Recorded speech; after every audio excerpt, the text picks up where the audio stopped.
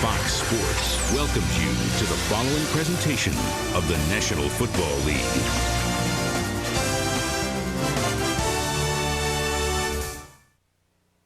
There's so many great the first win there, as I said earlier, with the Raiders, the great comebacks that we had, the snow game, all of those things. I just think that's one of the great football places I've ever been, and I've been fortunate to be with Dallas and New York, and be in some great stadiums, but nothing compared to Mile High. And moments ago, 76,000 strong, 250th consecutive sellout, singing our national anthem.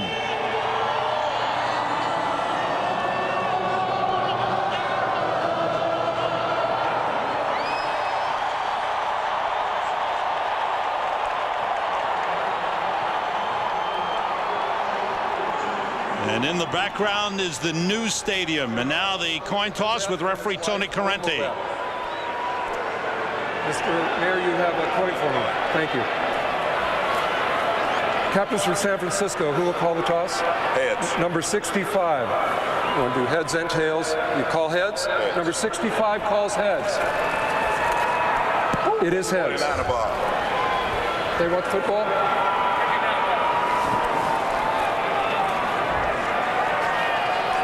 San Francisco has won the toss, elected to receive. That's Denver Mayor Wellington Webb, who presented the coin at the coin toss.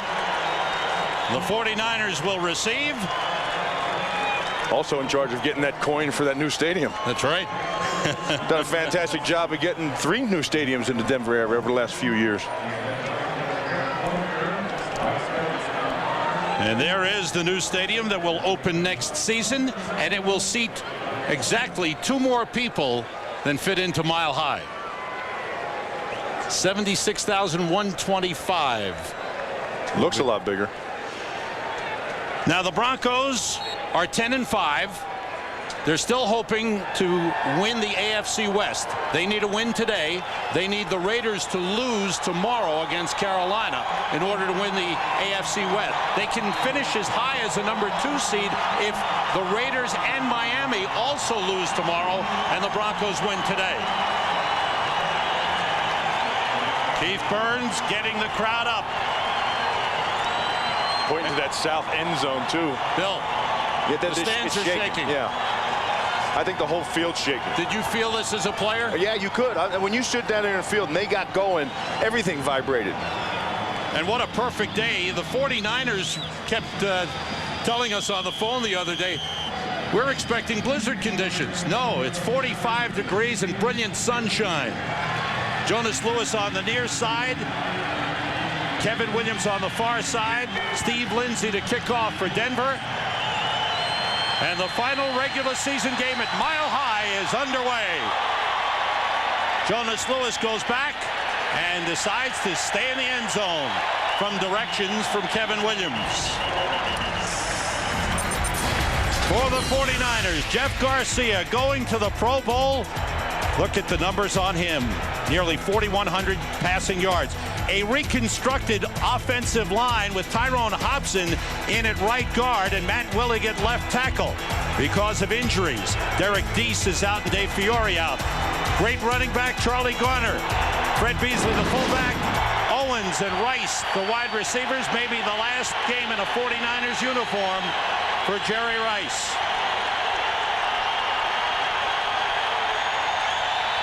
The crowd is loud. Blitz coming on first down. Charlie Garner carries, loss of maybe 2 on the play. Keith Traylor with a tackle on Charlie Garner. The Broncos on defense. Trevor Price is going to the Pro Bowl. Kavika Pittman has played well.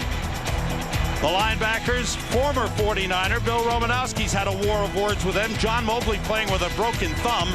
Buckley and Spencer, the cornerbacks. Brown and Jenkins are the safeties. Mike Shanahan, see his regular season record at Mile High. Play fake by Garcia, under pressure. He throws and completes to J.J. Stokes. Up to the 39 for a first down. Stokes was a forgotten man last week. with Owens setting the NFL record and Jerry Rice having the big day. Well, you know, the Denver defense is 31st in pass coverage. Here they are, man-to-man outside. And that little move there by Stokes, a little plant fake, freezes Buckley, and he comes back across the field, and Buckley never made up the ground. That's one thing you're going to see Denver do today, is play more man defense in their secondary and make Garcia find the opening. Charlie Garner in motion. Short drop by Garcia. Out for Garner, and he missed him. Two excellent receivers out of the backfield in Charlie Garner and Fred Beasley. How about this guy, Sam? Jeff Garcia. Fabulous story. It's absolutely amazing. Last year, there's not anybody in football, including the 49ers, their coaching staff and front office, that thought this guy would be the answer, that he could have the year that he's had this year. They went out and drafted 2 young quarterbacks. They brought in Rick Meyer. They were looking for help, not believing this guy could get it done. 4 wide receivers in. Garcia out of the shotgun on 2nd and 10. The handoff inside. Garner slips one, but Ray Crockett takes him down. Crockett, who's coming back from a hamstring injury, his 2nd game back. They want to get him in playoff shape as well. Well, you know, they've been very aggressive up front. I'm talking about they. Watch the guys coming inside here. That's an all-out blitz. Crockett's in there filling. He's a corner, and he can't. So if he's in the backfield, he's not reading on support. He's in there as a blitz. These guys, the Denver Broncos defense, needs to step up. They're 29th overall in defense in the National Football League. They're into the playoffs. Just like in 1997, they need to get this defense back up into a championship defense for the playoffs. 3 wide receivers, 2 backs for the 49ers on 3rd down. Garcia has time, drops it off to Jerry Rice. 225th consecutive game in which Jerry Rice has caught a pass, but he comes up short of a 1st down, and the 49ers will be forced to punt. Only the 2nd game that Jerry Rice has played regular season in Mile High Stadium. The other one in 1985. Delta O'Neal is back deep, standing at about his own 12-yard line. Chad Stanley to punt for the 49ers. Just got it away. Wobbly kick, bounces down at the 23. O'Neal takes it at the 16 and hit immediately. Good coverage on the play by Jason Moore, just signed off the practice squad. Makes the tackle on a 41-yard punt. The Broncos go on offense when we come back.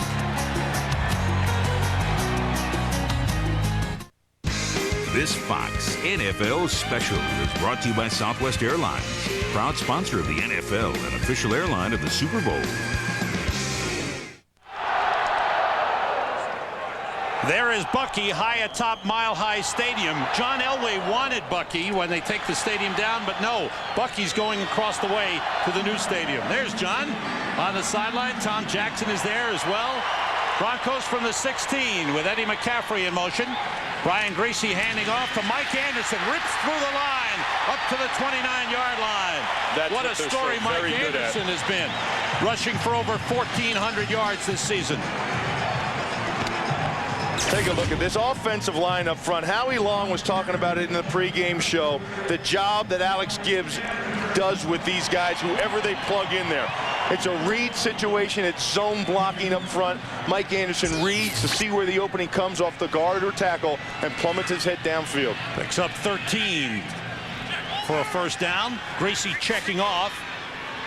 Anderson and Griffith in the backfield. Anderson carries. And the 49ers stop him for no gain. Brenson Buckner on the tackle. Brian Griese, despite missing 5 games, is going to the Pro Bowl. He's the leading passer-rated quarterback in the NFL. Offensive line has been solid. Tom Nalen is going to the Pro Bowl. The wide receivers, the best tandem in the NFL, Rod Smith and Ed McCaffrey. Mike Anderson has stepped in for Terrell Davis. Howard Griffith, strong fullback, and they've got some excellent tight ends. Empty. Moving back in. Anderson comes back. Griese, 1st pass. Short, complete to Rod Smith. Up to the 38-yard line, about a yard short of a 1st down. Rod Smith leads the NFL in receiving yardage and is third in receptions. That's his 93rd catch of the season. You know, this young secondary for the San Francisco 49ers, it's a real test for them today. They've been getting better and better as the year has gone on. And there's 4 guys back there, and 3 of them are in their first year, and they've got to play McCaffrey and Rod Smith, who are excellent, Sam, at working the field and finding openings. Here's 3rd and 1. Anderson cuts inside, has got the first down up close to the 40-yard line.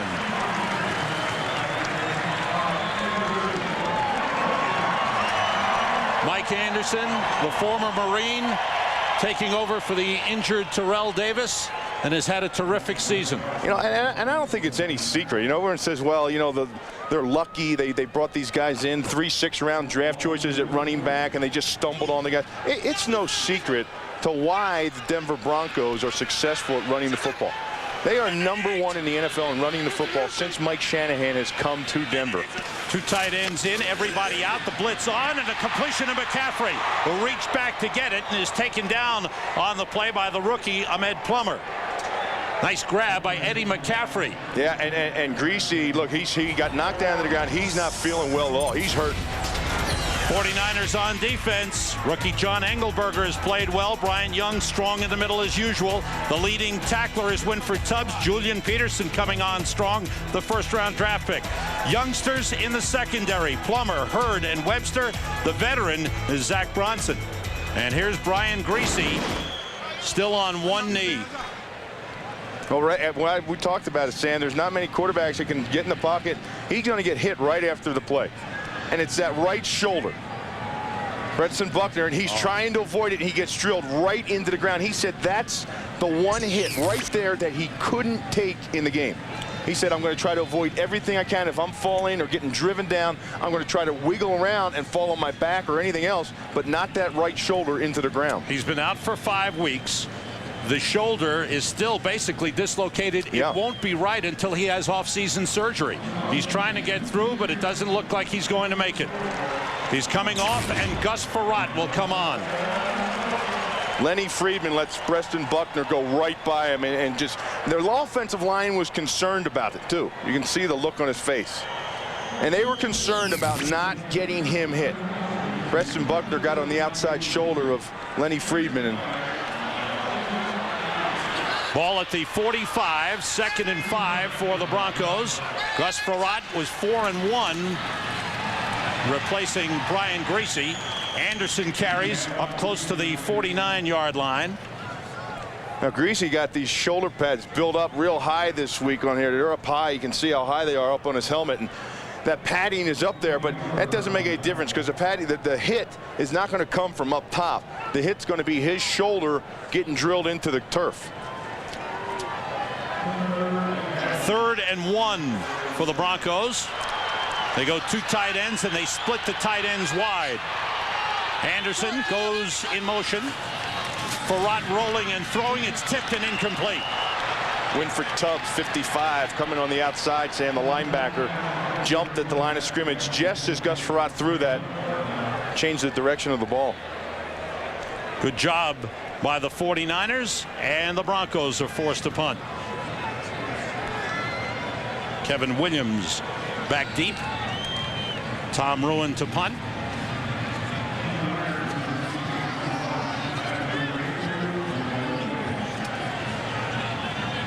'49ers do some moving around.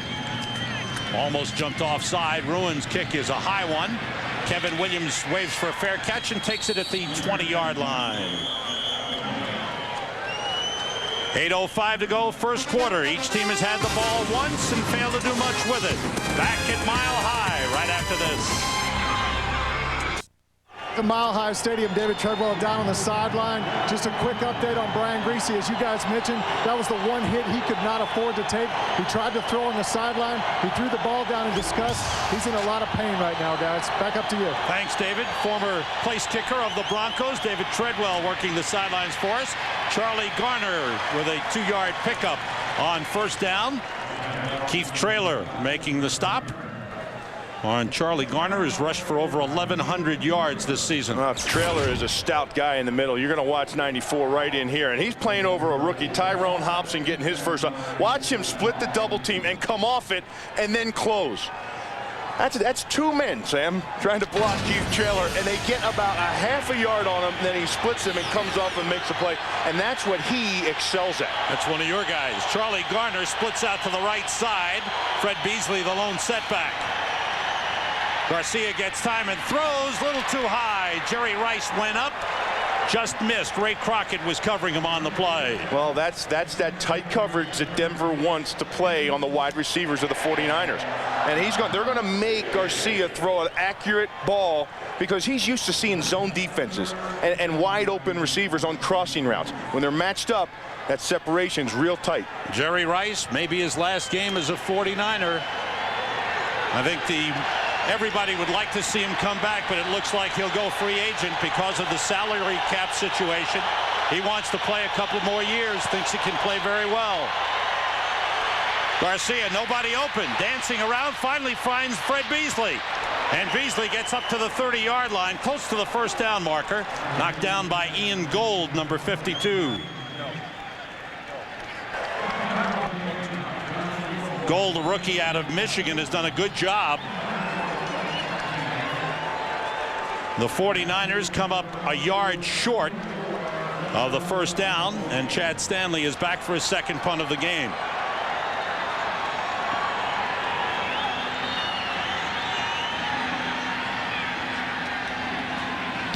Just got it away. Broncos getting close. High kick. O'Neal lets it bounce, and it actually goes out of bounds around the 35-yard line. The Broncos take over with no score in the game, and the fans at Mile High having a great time. There have been great memories at Mile High Stadium, like the AFC Championship game in the 1977 playoffs. A close, tough game, but Craig Morton threw 2 touchdown passes to Haven Moses. And the Broncos defeated the defending champion Oakland Raiders and advanced to the Super Bowl. I was a huge Broncos fan. Were you? Oh, 77, the Orange Crush. I loved it. Craig Morton was the quarterback then. The quarterback now is Gus Frerotte, replacing the injured Brian Griese. Howard Griffith in motion. Blitz coming. Frerotte avoids it and runs. Good gain for Gus Frerotte. Slides up to the 39-yard line. Close to the first down marker. Blitz from Kenny Norton up the middle. Well, that was pretty good awareness of Gus Frerotte on the part of. I want you to watch the motion outside that takes Julian Peterson out, and then they come with the blitz right in here. Gus Frerotte high steps the blitz. He's responsible for that right there. And then it opens up. Now watch the opening after the blitz. There's an opening. There's the passing lane, but there's nobody downfield, so he takes it himself. Inches short of a first down. Frustrating if you're a defensive player, but it really bails you out of a problem if you're an offensive guy. Frerotte decides to call a timeout as he looked over the defense. Comes to the sideline to talk to Mike Shanahan. No score in the game at Mile High. This Fox NFL special is brought to you by Bud Light. For the great taste that won't fill you up and never let you down, make it a Bud Light. By Juno Online Services, join the millions. By UPS, moving at the speed of business. And by Radio Shack, you've got questions, we've got answers. Back at Mile High Stadium on a beautiful day. 45 degrees at game time, bright sunshine. Mike Anderson and Howard Griffith in the backfield on second and less than a yard. Anderson trying to push the pile, but the pile pushes him back. And he may have gotten enough, just enough for a first down. Bryant Young and Brenson Buckner leading the way on defense. 49ers have a young defense, don't they, Bill? Well, look at all the guys. All those guys start. That's 5 guys, and that was an area last year that really killed San Francisco. Was the defensive side of the ball. So you know what? They didn't waste any time. They went out. They hit the road right after the season. They scouted guys, and they brought in what they feel was a great class. They love what they have here on defense. And, Jim Moore has done a good job of getting them ready to go. Came up short. It's still 3rd and half a yard. The toss to Anderson. Gets a block. He gets more than a first down. He goes into 49ers territory, out of bounds at the 38-yard line. Nice run by Mike Anderson. Well, one thing the Broncos do, watch the block they get right here. Bang, right there. That's Rod Smith, the wide receiver that comes in on Chike Kiefer. That's a wide receiver, Sam, coming down in and blocking the defensive end, and that seals that side and gets the ball outside. And, you know, you talk about that running game and why it's no secret. It's because everybody is involved in it. The offensive line, the wide receivers, everybody does their job. The tight ends. 6 carries, 33 yards for Mike Anderson. The toss to Anderson. He's got another block. That's Tony Jones leading the way. Anderson to the 20-yard line. Zach Bronson chased him out, but Mike Anderson, the 27-year-old rookie, doing the job. Well, they get this little pitch outside, but watch where they have everybody. There's the wide receivers. He takes Webster inside, then blocks him. He comes off like he's running a route. The corner stays with him, and then he turns and blocks him downfield. They get the pitch to the corner. They lead Tony Jones outside. Everybody's involved in it. Anderson comes out. Karan Coleman, first-year man out of Stephen F. Austin, is in the backfield. Griffith shifts. Coleman carries. Gets a couple of yards to the 18-yard line. Cedric Killings, another rookie. We saw the rookie starters, but they use as many as 7 rookies. Cedric Killings, the rookie out of Carson Newman, number 71, made the tackle. So Steve Mariucci using a lot of the young players, and he told us yesterday that he plans to look for defensive players in the draft again this year. You know, he'll go out and get a defensive end, probably another rush guy to go on the left side where Anthony Pleasant's been. They've got Engelberger this year, and he'll develop, and he'll keep getting better. McCaffrey in motion. Off the play fake. Farad has time. Looking and throwing for McCaffrey, incomplete. Covered by Jason Webster. Another rookie. A second-round draft pick out of Texas A&M. Pretty good coverage downfield. Now watch. I want you to watch the safeties getting nosy in here. See him coming up because of that play-action pass? Zach Bronson remains deep at the free safety position. This was Jason Webster right here. Pretty good coverage of staying with McCaffrey. But they had Ronnie Hurd, 38, the strong safety, down around the box because they've been getting pounded. So they're dropping that safety down, and Denver wanted to take their shot. Empty backfield for the 49ers. Now shifting back in was Byron Chamberlain, the tight end. Farad being rushed, down he goes at the 25-yard line.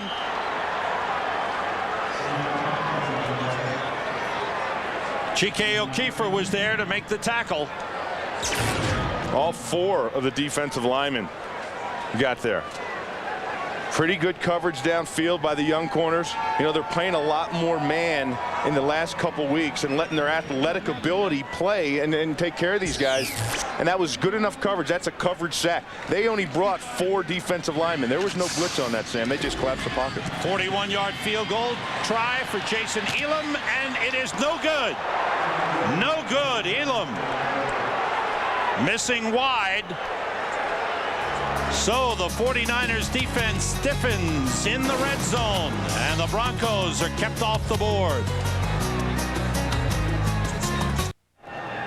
For 30 years, this stadium has been sold out. 76,123 packing in Mile High. Great stadium to watch a ball game. You know, a lot of it is too, Sam. A lot of those years weren't great years. You know, they had their down times too, and this place remains sold out, and these fans remain dedicated.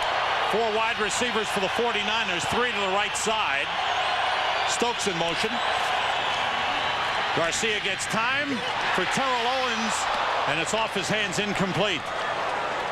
Well, one of the former Broncos is with us today working the sidelines. David Treadwell, what are your thoughts? Hey, guys, this is a very memorable place for me as well.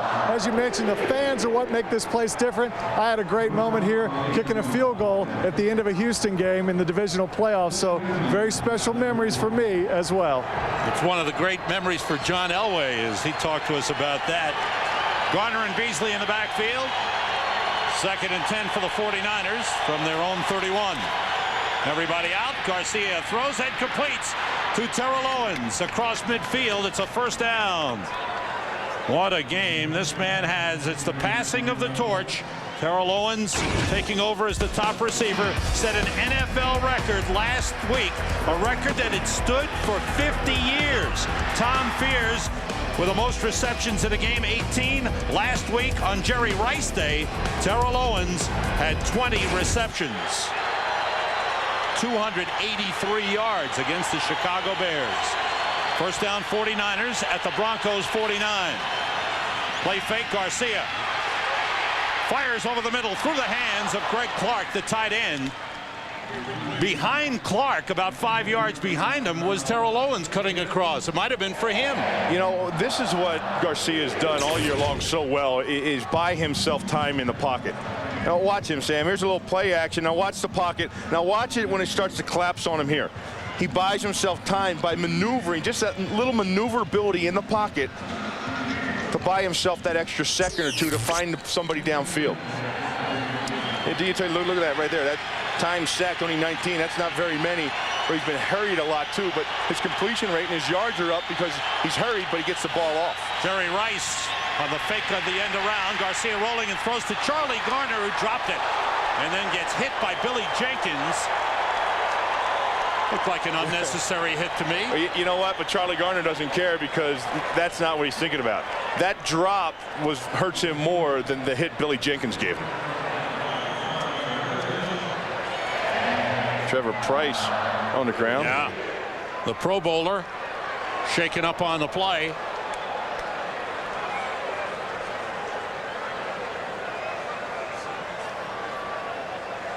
Mike Shanahan, who's done a great job bringing this team back from a 6-10 season last year.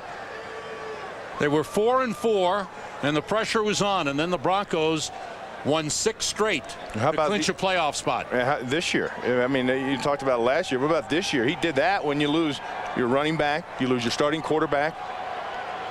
But it's that offensive system that they work so well. And you put another piece in and you go, and the whole machine kind of works. Here's Trevor Price. And there's that cut, which the San Francisco 49ers offensive line is notorious for. Brian Griese is on the bench as Price is trying to walk it off. He's got a jammed shoulder, return questionable. Harold Hasselbeck has replaced Trevor Price. 3rd and 10 for the 49ers. Owens in motion. Everybody out. Garcia drops it off to Charlie Garner, down short of a first down. And Ian Gold again with an excellent play. Bill Romanowski was there as well. Oh, did Ian Gold and Romo close on that thing. Charlie Garner came underneath the linebackers, and as soon as that ball was thrown, those two guys just converged on the ball and got there as fast as the ball did. Garner, once he turned around and caught it, he had nowhere to go. 3rd punt for Chad Stanley. Delta O'Neal is back, standing at around his own 10. Broncos have come close to blocking the punt. This time a good high kick is out of bounds around the 10-yard line. Well, this is the start of the final regular season weekend, and we've got a great day tomorrow. It starts with a pregame show. The Terry Award winners will be handed out, and then it's a Fox Sunday doubleheader. 3 top games there. The early games, all playoff implications. Then Minnesota, Indianapolis, Oakland, all playoff considerations in those games. Well, a bunch of them. That NFC, it comes down to this. If Detroit wins, then it's over. They're in, and then St. Louis and Green Bay are out. They don't have a shot. Now, if Chicago goes up there to Detroit and beats them up there, then they're still alive. Rod Smith in motion on first down from the 10. Mike Anderson bounces it outside. Picks up about 6 on the play. Taken down at the 16-yard line. What a story Mike Anderson has been. Went to the Marines out of high school, and his Marine coach encouraged him to go to college and play. A couple of years junior college, and then went to Utah for 2 years. He never played high school football, Sam. He was a drummer. 10 years ago, he was banging the drum. Now he's banging DBs as soon as he gets past the line of scrimmage. And he talks about it. He says he's at home. There's Terrell Davis, the guy that Mike Anderson replaced. He says he goes at home at night. He says, I have over 1,400 yards in the NFL. He's getting close to 1,500. That time he slipped, and it's a loss on the play. Terrell Davis is still on the active roster. He has a stress fracture in his leg, and they're hoping that if they go far in the playoffs, that maybe with a couple of more weeks, the stress fracture will heal, and maybe he can play deep in the playoffs. Yeah, maybe. But I think that's more wishful thinking than anything else. I think that's wishful on the organization, and it's probably wishful thinking on his part as well. Have to get to the 20 for a first down. It's 3rd and 5. Everybody out. Pressure on Farrat. Gets rid of it. Incomplete. Was hit as he threw. Flag. Couple of flags go down. McCaffrey was asking for one, and a holding on the 49ers will give the Broncos an automatic first down. Yeah, the back judge threw that from all the way deep in the center of the field.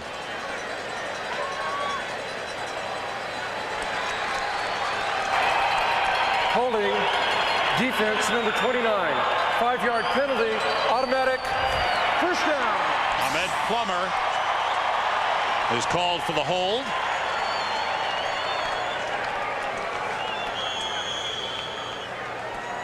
So it's a first down for the Broncos at the 20-yard line. In what looks to be the last play of the first quarter. Brinson Buckner gets to the line a little late for the 49ers. Rod Smith in motion. Anderson. Short pickup on the play. And we have come to the end of the first quarter. Defense, which neither team is particularly noted for, has done well. There's no score. End of 1 at Mile High. On a beautiful day in Denver, we're back at Mile High Stadium. No score end of the first quarter, but the big story for the Denver Broncos, they gambled by playing Brian Griese. Looks like they lost as he gets injured again. You know, and you look at Gus Frerott's numbers. I mean, he's only completed 1 ball out there, and you know, he didn't get many of the reps in practice this week. They're trying to get Griese ready from being away from the game so long. On second down, Farrat throws it, completes to Rod Smith, breaks 1 tackle, gets up to the 30-yard line, and a flag goes down. Maybe a late hit.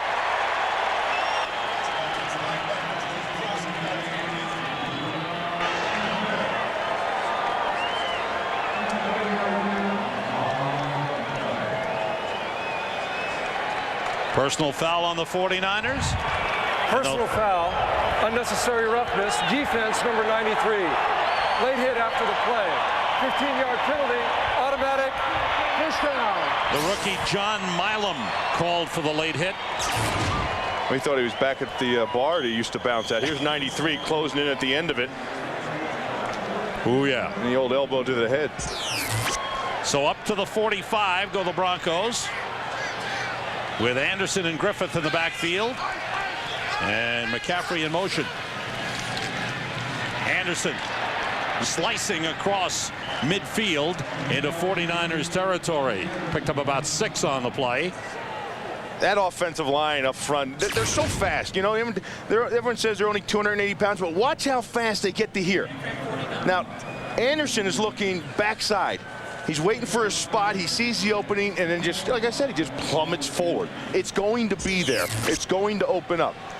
Everyone talks about the size of the offensive linemen. They're all around 285 pounds. But when they step lateral, it is fast.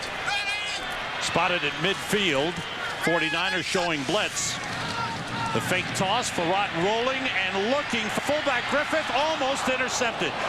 Good coverage on the play.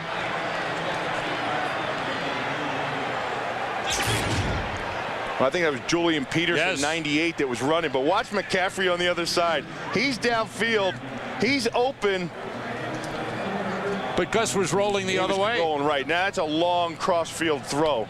But you have to know what's there. And the coverage by Julian Peterson on the fullback, Griffin, it was there. He was covered up pretty doggone good. Peterson looks like he's going to be the star of this 49ers defense in the future.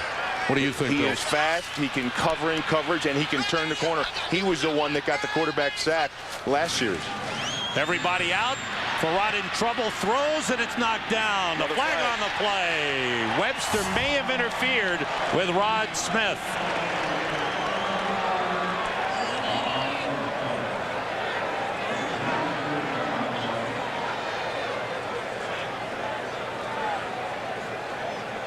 That's the call. Another penalty on the 49ers. Pass interference.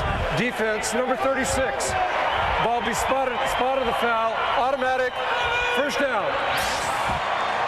You know, Sam, we talked about both these defenses are playing a lot of man coverage, and there's the matchup right there. Webster's outside, and he gets a piece of. Now he's got the hands again draped over his back. He made his initial contact, and then when the ball was in the air, he had that left arm draped over the back. And for the young guys playing that man-to-man defense, now you're up on them. You're up on the receiver, and you're going to make more body contact with him than you were playing the zone. First down for the Broncos at the 45. Farrat stepped back but didn't have the ball. Well, Farrat was the one that was offsides because he's the only one that moved. Hey, when you say two, you can't go on one. False start. Offense, number 12. 5-yard penalty. Remains first down. And you can't hide that. Well, you know, that's part of the thing. I mean, Farrat didn't get any of the reps this week. He's thinking, you know. He's out there thinking, and he's saying that he's seen a new defense, and he hasn't practiced much for this week. He's calling the play. He's calling the snap count. He's reading the defense. He comes to the line of scrimmage. 1st and 15 at midfield. Anderson and Griffith in the backfield. Farrat going deep.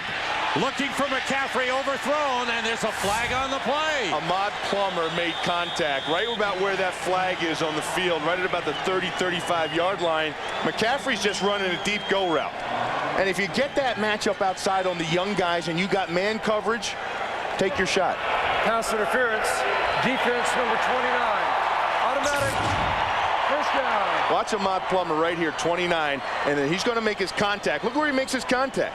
He tries to put his arm out and reroute McCaffrey about 20 yards deep. Can't do it. Absolutely not. 25-yard line is where they spot the ball on the penalty, as the 49ers are hurting themselves with penalties.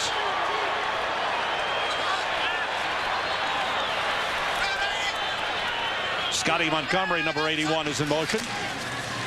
Anderson carrying, ran into Winfred Tubbs, the leading tackler of the 49ers. Picked up about a yard on the play. You know, Sam, one guy I love and have loved over the years for the Broncos has been the fullback, Howard Griffith. He is just, to me, I love the way he plays the game. Nobody even knows his name. And this guy has blocked for all three. Boom, right there. He gets in on Tubbs. He gets his feet driving. Now, he didn't get many yards on that play right there, but that's all this guy does is bang heads with a linebacker and lineman, and everybody that's gotten 1,000 yards running over the years, he's been the common denominator. He'll be an unrestricted free agent at the end of the season. Farrat throws too low. Intended for Rod Smith. Poorly thrown. It'll bring up a 3rd down. No, that's like you know how they try to bounce hop at the first base in baseball players. Short hop, yeah. Yeah, that's what it is. It was the one hopper. But it doesn't count in football. No, absolutely. Farrat's 1 for 5, 10 yards passing. So here's 3rd and 8 at the 23-yard line. 9th play of this drive for the Broncos. Again, Scotty Montgomery is in motion. Everybody out. Farrat going deep. There's nobody out there. You got to have a flag there. Yeah, you have to. Rod Smith was held up inside the 10. Looked like Anthony Parker. Sure was. The local product from Thornton, Colorado, just 15 minutes away. You can't put your body in front of the receiver as he's running his route and just stand there. Pass interference. Defense, number 29. Automatic. First down. It wasn't 29, it was 26. 29 was on the right side. 26, it happened right there. That's where it happened. 29 was coming across, but it was Anthony Parker that just got his body just stuffed in front. All these yards for the Broncos aren't anything that they've done in this drive, but it's what San Francisco's given them. 5 penalties on this drive. 1st and goal from the 8-yard line for the Broncos. Anderson cuts it inside, gets down to about the 6-yard line. Combination of Brenson Buckner and Winfred Tubbs on the tackle for the 49ers.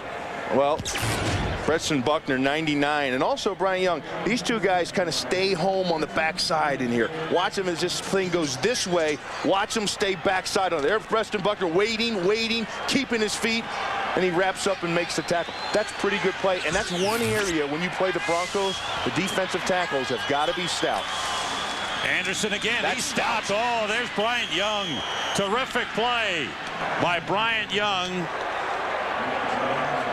Over the years watching this type of offense, both in San Francisco and with Denver and in Green Bay, two dominating defensive tackles can change the complexion of the run game for Denver Broncos.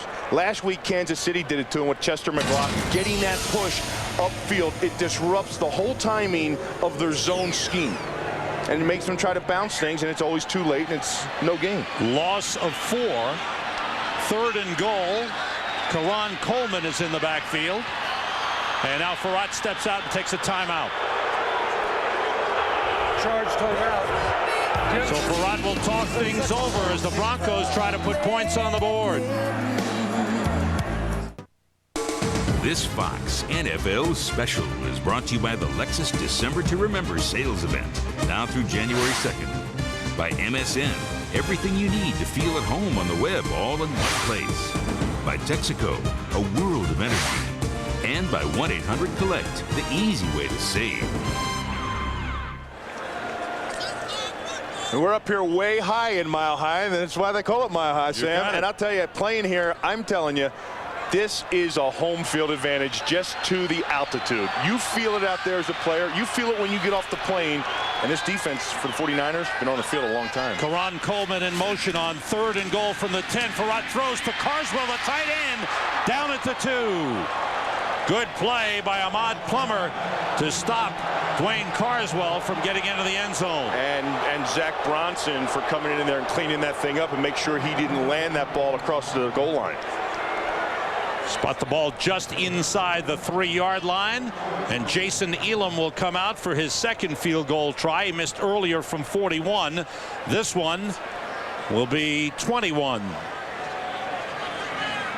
Tom Ruin, the holder. And the first points of the game are on the board. Jason Elam with a 21-yard field goal. Farrat with his 2nd pass completion to the tight end, Dwayne Carswell. He tried to get in, but Ahmad Plummer wouldn't let him do it. On Fox tonight, it's back-to-back episodes of Cops, People's Choice nominee for favorite reality-based TV program. A full hour of Cops coming right at you at 8, 7 Central, right here on Fox. Steve Lindsay set to kick off. The Broncos with a 3-0 lead. Kevin Williams and Jonas Lewis are deep for the 49ers. Lewis backtracks to the 2 yards deep in the end zone. And once again, Kevin Williams says, don't run it out. Some great memories here. That's Jason Elam, the place kicker of the Denver Broncos. And remember this one? 1998 against the Jacksonville Jaguars. 63 yards to tie the record previously set by Tom Dempsey. David Treadwell down on the sideline. How was that for a place kick? Guys, that is a shot to hit one. He's standing on the other side of the 50 when he tied the record for 63 yards. For me, I would have had to hit it twice and lay up to get there. Thanks, David. From the 20, Garcia sends everybody out. The pass is incomplete, intended for Jerry Rice. Jerry Rice playing his 238th game for the 49ers and looks to be his last as a 49er. He's had 70 catches on the season, a good year. It's been a great year for him. You know, that's going to be a tough dilemma for him. He wants to be the go-to guy. He wants to go to a team and be the go-to guy. There's not many teams out there that don't have a go-to guy. Plus, you'd want a system that you're familiar with. Denver may be a possibility, but they got 2 pretty good receivers. On 2nd and 10. Oh, great tackle in the backfield. Kavika Pittman he has really played well this year, Sam. He came up from Dallas, and when he was down in Dallas, he just didn't do much down there. I think he had a lot of pressure on him. There he is, just blowing upfield from the end position and making a wrap up. He had a lot of pressure on him to become the next Charles Haley down there. Likes to stand up a lot, doesn't he, Bill? Well, he gets on that out. That's how he patrols that edge. Now, he stood up in Dallas, and he feels comfortable doing that over there. But he's really played well. He's missed 2 games, and he's getting better. He could be a Pro Bowl end in this league. Have to get to the 30 for a first down. The rush from Crockett. Garcia almost went down. Now he does. Finished off by Bill Romanowski. Romo, he's giving the business to the South Stand down there, getting them pumped up. He's never missed a game. He plays hard. There's Romo to the right of your screen. He comes in, but here's the blitz Crockett off the outside. So the back has to step up. Charlie Gardner has to step up and take on Romo, and then Crockett comes clean from the slot position off the corner. Then they finish it up. 3rd sack of the game for the Broncos. Good high kick by Chad Stanley. Taken by Delta O'Neal. O'Neal across midfield, bounces off, and he goes down in 49ers territory just across the midfield line. Romanowski, it was the 1st sack of the game for the Broncos. 3rd for Romanowski this season. A lot of famous former players here in Mile High Stadium. Haven Moses. David, how are you? Orange Crush era, the first team that went to the Super Bowl with the Broncos. That was pretty exciting, David. I think that year was exciting for the team, but for the fans, because you watched that thing build a whole season playing the schedule that we played, and then the fans ultimately being rewarded with both playoff games here and the AFC Championship game. How about your favorite memory here at Mile High? Well, it would have to be that game. I mean, there was nothing else like it, and we didn't know what quite to expect, and here all of a sudden we're in the big game. It happens. It's over with. We're going to the Super Bowl for the first time, and I think that will always be a special memory for all of us, not just the players, but the fans who were here and suffered so many years waiting for that to happen. Thanks a lot, Thanks, Haven. David. Haven Moses, back up to you guys. Thanks, David. From the 49ers 49, Farad going deep for Rod Smith. Overthrown. Good coverage by the rookie Ahmad Plummer. The rookie out of Ohio State. That time, no interference. Well, they had that play action again. The linebackers came up, and then you had the one-on-one outside. And that's where they want to try. Coming into the game, Sam, they wanted to get both their receivers 100 catches. Yeah. Smith and McCaffrey. Teeter and McCaffrey came in with 96 and 92 for Rod Smith. And the thought process was, let's get them catches. Let's get them both 100. I think right now the thought process is let's win the game. Anderson for a couple of yards. Close to the 46-yard line. Be an interesting dilemma for Mike Shanahan and the Broncos next season when Terrell Davis is back, Olandis Gary, who's missed the season with an injury, and Mike Anderson. No, that's not interesting. That's a good dilemma for a coach. Oh, yeah. Well, you have a lot of options. I mean, it's probably not fair to all the players, but as a coach, you have to love something like that.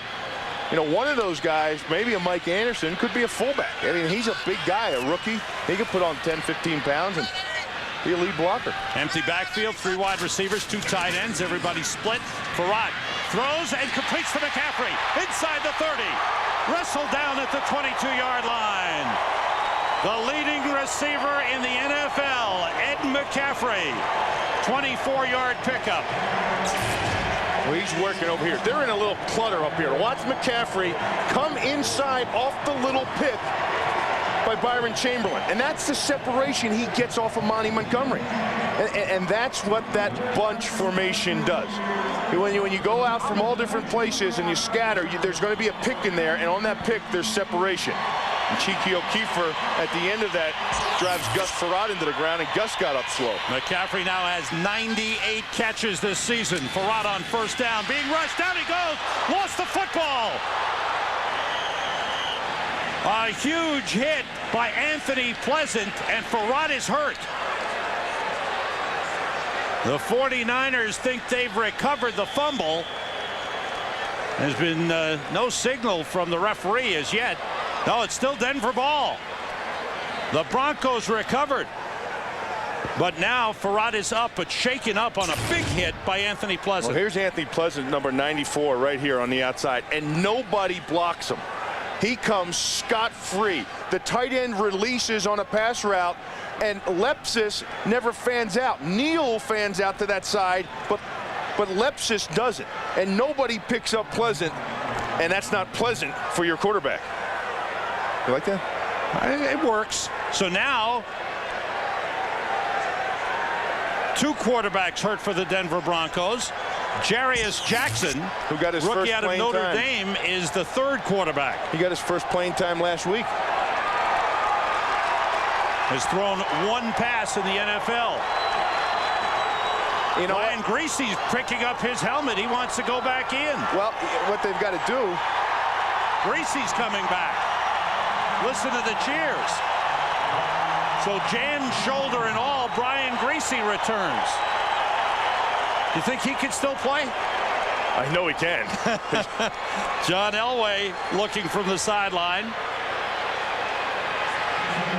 Ball's back at the 25 on 2nd down. Handing it off to Karan Coleman. Gets it outside. Heading for the corner. Touchdown.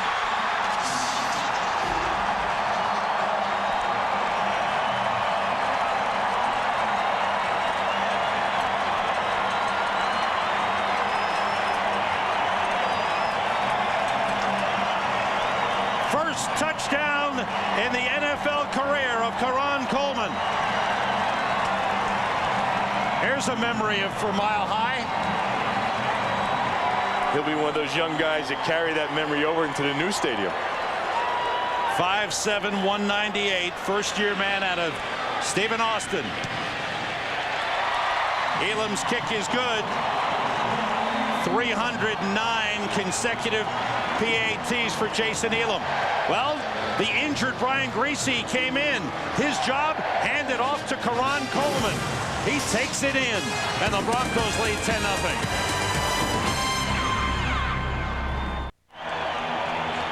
San Francisco's in and over defense, but watch the backside block of Tony Jones.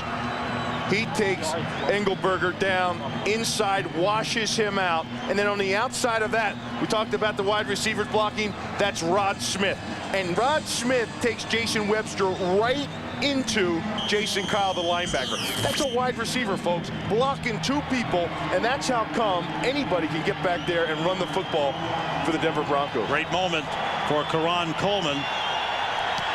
Steve Lindsay kicks off. Jonas Lewis at the 2. First return for the 49ers. Lewis across the 20, down hard at the 22-yard line. Monte Rieger, number 99, with a tackle. February, big time for Fox and NASCAR. NASCAR comes to Fox, and it all begins with the Great American Race, the 43rd running of the Daytona 500. February, NASCAR comes to Fox. And you know what? Those cars are just cars without the drivers. The drivers are what makes them. It's kind of like this stadium. This stadium is just a stadium until the fans get here. And then this whole thing comes to life, and that's why it's a memory. Garcia on the play fake, rolling in trouble, and it's incomplete. Big pressure on the play by Matanavasa. 49ers -7 yards rushing in this game. You see the numbers for San Francisco offensively. All 4 possessions winding up in punts. Garcia is 5 for 12 and has had 4 consecutive incompletions. You know, for a guy that's been sacked the fewest times in the NFL, this Denver front sure is putting a lot of pressure on him. Charlie Garner is split out to the left side. Terrell Owens in motion. Garcia under pressure again, going for Garner. Diving attempt, but it fell loose. There's a flag on the play. What an effort by Charlie Garner going against Eric Brown. Boy, they were battling for that ball, Sam. They were running neck and neck, and they both laid out. And it's against Eric Brown, the free safety. Defense number 26. Automatic first down. Here's the matchup outside. Now that's the running back. Gardner walked all the way outside, so the safety has to take him. Oh, is that left arm he got right on the wrist of Charlie Garner at the very end of the play as he was looking back. Into Broncos territory at the 49. Owens in motion. The play fake by Garcia. Has time and goes deep for Owens. Incomplete. Covered by Ray Crockett on the play. Terrell Owens, who came in to today's game second in the NFL in receptions with 94 after the record-setting game last week. You know, and when you're playing the Denver Broncos, with or without the variety of weapons you had of wide receivers for San Francisco, you're tempted to test that secondary. They have struggled this year in yardage, but the one thing they have been able to do is they've been able to come up defensively with turnovers. Garcia rolling, quick release. Charlie Garner slips and gets up, falls out of bounds at the 43-yard line.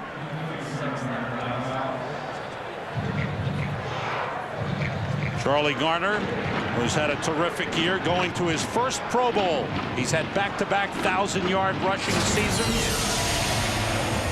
He's caught over 60 passes. Been a heck of a year for Charlie Garner. And you know, that's a question in itself there too. You talk about the 49ers, who's going to be there next year, what veterans are they going to keep, who are they going to be able to keep with the money that they're over the cap with right now. 3rd and 4, have to get to the 39. Short drop. Garcia in trouble, dumps it off, incomplete. Try to get it to Fred Beasley. Good pressure up the middle by the Broncos. There's Kavika Pittman again. He got that pressure. He got the wrap up. And watch Garcia. He knows he's trapped. And he kind of, it's a jump pass. Remember the old jump pass that he used to throw back in the old days? Watch this jump pass. He jumps and throws.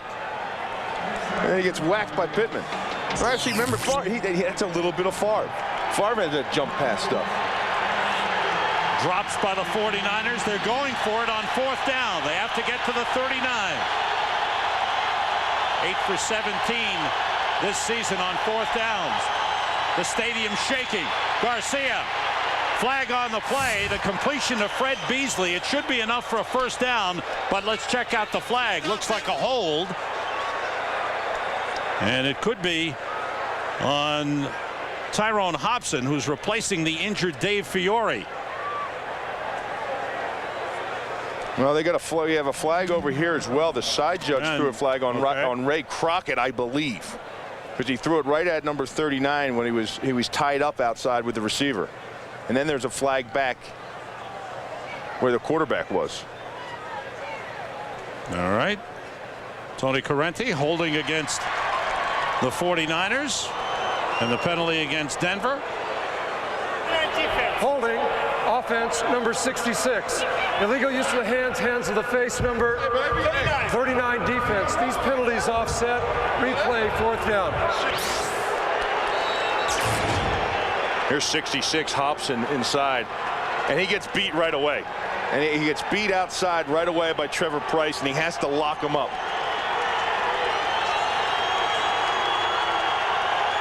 Ray Crockett, illegal use of the hand, the outside. Steve Mariucci looking on. Price was giving him the business afterwards. You see that? Beasley, the lone setback. The stadium rocking again. 4th down. Garcia pressured, rolling and throwing to Stokes for a 1st down inside the 30. Finding the big wide receiver, J.J. Stokes, who's upset with somebody. Well, yeah, he's upset with Romo. Oh, yeah. Yeah, Romo got right in the mix of that thing. That goes back 3 years when Romanowski spit in the face of J.J. Stokes. And there was a war of words going on this week. Here's Stokes. He has a crossing pattern, and he loses Romo underneath. Big hit. And then Romo finishes him off. And lets him know about it, too. Afterwards. You know, Romo will take you out of your game. And that's part of his game. 1st down, 49ers at the 29. They've got 2 tight ends in. The toss to Beasley. Fights off one man and gets to the 26-yard line. Good stiff arm by Fred Beasley. as the 49ers get some plus yardage in the run game for a change. They haven't been able to run the ball well against a Denver defense that was torn apart by the running game of Kansas City last week. Boy, they did. However, Tony Richardson went for over 150 on him. Broncos bring in 6 defensive backs. 49ers have come from their 22 to the Denver 26. 3 wide receivers. Garcia under pressure, throwing for Jerry Rice, incomplete. Kavika Pittman with the pressure on Garcia, and the tempers are heating up. And Romanowski's got people upset at him. You know what? He goes into every game trying to find a way to get mad. False start. Offense number 77. 5-yard penalty. Remains 2nd down. That's Matt Willig, who's playing for the injured Derek Deese, who's inactive today. 6th penalty of the game for the 49ers. There's Bill Romanowski. Well, you know, Romo's clapping his hands because he was a part of that. I mean, he played a big part in watching the jump. He's going to come from deep. He's not even in the picture, and he's going to come running up inside here. And Willig was the one that flinched outside. Ball spotted back at the 31. Beasley and Garner in the backfield. Blitz coming. Garcia trying to get away. Everybody coming, and the pass is incomplete. Big hit by Bill Romanowski. Hey, is he playing fired up or what? Suddenly, he's got everybody going. Quarterback was out of the pocket. No intentional grounding, as you heard referee Tony Correnti say. He comes on the blitz, but he frees up the inside. Keith Traylor got some pressure. Romo keeps his feet, and what a shot he gets on Jeff Garcia as Garcia was trying to unload that ball. I love the way he plays the game. He plays the game, to me, Sam, the way it's supposed to be played, with intense emotion. Do you think he goes over the top a little bit sometimes? I think he has at time, but anybody that ever plays this game does that. 4 wide receivers for the 49ers have to get to the 19 for a 1st down. Garcia in trouble, throws, almost intercepted. Terrell Buckley went up high, but couldn't get there as the pass was thrown too high for Jerry Rice. Well, there was pressure again, and he had to get rid of that ball quick. And the ball was tipped. Kavika Pittman was in there with the pressure, and it looked like it almost hit his arm. Garcia had to stop the throw short, and the ball came out wobbly, almost picked off. 49ers will attempt a field goal. Wade Ritchie, with Chad Stanley holding, will attempt a 48-yard field goal. His season long is 47. It's on the way, but it's wide right. So the Broncos defense comes alive, led by Bill Romanowski. You know, a lot of people talk about him and this and that, but what a lot of people don't talk about is his dedication to playing this game. As Sam, you mentioned it, he has never missed a game in his career in 13 years. That is phenomenal. He has a strict regime on getting his body ready. He starts at 7 o'clock in the morning with stretching, and it goes all week long, all the way up to kickoff, where before kickoff, his wife makes a batch of super soup. Super soup. And all the players go over and they drink some of the super soup. Broncos from the spot of the miss, the 38, quickly outside to Howard Griffith, the fullback, out of the backfield, brought down up to 43. Gus Frerotte was in at quarterback. Look at the AFC playoffs. The division leaders, Tennessee, Oakland, and Miami. Denver is in, and so is Baltimore. The Jets need a win tomorrow to make the playoffs, but they're in Baltimore, and that's a tough one. Denver still has a shot for the number 2 seed in the AFC. They need help for that. Mike Anderson up to the 49-yard line. Looks like he's got enough for a 1st down. Denver needs a win today and an Oakland loss to win the division. They need a win and an Oakland and Miami losses to be the number 2 seed and get a bye in the 1st round. I got to tell you, I think Mike Shanahan is really something special as a coach. The way he prepares his team, he's smart. He gets into the schemes of things. He knows how to work a defense. He knows how to get his players ready. Look at the guys on the offensive side of the ball, Sam. No superstars over there, just players. Frerotte on 1st down completes to McCaffrey. His 3rd catch of the game, 99th of the season. He's down at the San Francisco 49. Hey, he's one of those guys we're talking about. No superstars, but guys that just want to be good. And Eddie McCaffrey's one of those guys that want to be good. In pain, it looks like, all the time. And when you play this game, you're going to play it in pain. If you catch 99 balls, that means you're going to be tackled that many times as well. For the 49ers on defense, Winfred Tubbs has a sprained right knee, questionable return. He's been replaced by Jason Kyle, number 57. Play fake by Farad, has time, throws, and pass was tipped. It's got to come out. There it is. Flags are down. But the pass was tipped at the line, so that's going to negate the flags downfield. Pleasant get his hand on that. There is no foul for defensive pass interference. The pass was tipped. Boy, Jason Webster caught himself a break there, because Jason Webster had no idea that ball was tipped. Anthony Pleasant, 94, gets, there you go, his hand and finger on it, head, whatever. It was good enough for a tip, though. Broncos have a third down. They've got to get to the 41-yard line for a first down. There's Anthony Pleasant. You know, and you got to rotate those defensive linemen in and out of the game, Sam. Up here at Mile High, I tell you, it's hard on your chest. You're sucking trogs. Empty backfield. Now Chamberlain shifts, and the timeout is called by Gus Farad. Charge timeout. Denver. This is their third and final charge team. Final timeout this is a for the Broncos in the first half, with 3 minutes remaining. There have been some great memories here at Mile High. How about the 1987 AFC Championship? Renowned for the fumble, Ernest Biner heading for the goal line, but he was stripped by Jeremiah Castile. Denver hung on and defeated Cleveland 38-33. You know, everybody talks about that, and they think about Ernest Biner, but you know, no one ever mentions that Webster Slaughter on that play missed his block. It was a designed run, as you can, obviously, and he was responsible for the guy that caused the fumble. He was supposed to block him, and he didn't block him, and he was just a rookie at that time. Here's 3rd and 5 for the Broncos. Empty backfield again. Byron Chamberlain in motion. 2 tight ends, 3 wide receivers in. Farad throws, completes it to Chamberlain. Fights off a couple of tackles down to the 30. First down for the Broncos, who love the tight ends who used to be big wide receivers. Yeah, all of them are. You remember Shannon Sharp? He was a wide receiver, and they moved them down inside. And Byron Chamberlain is one of those guys. Desmond Clark is one of those guys. The only one that was a true tight end that is playing tight end for the Broncos right now is Dwayne Carswell. He's a true tight end. All these other guys are tight ends, but they got the receiving hands of a wide receiver and the speed, too. Pick up a 15 from the 30. Farad, short drop, nobody open. Buys some time, drops it off incomplete. Trying to get it to Howard Griffith, and then he took a hit from Chike O'Keefer.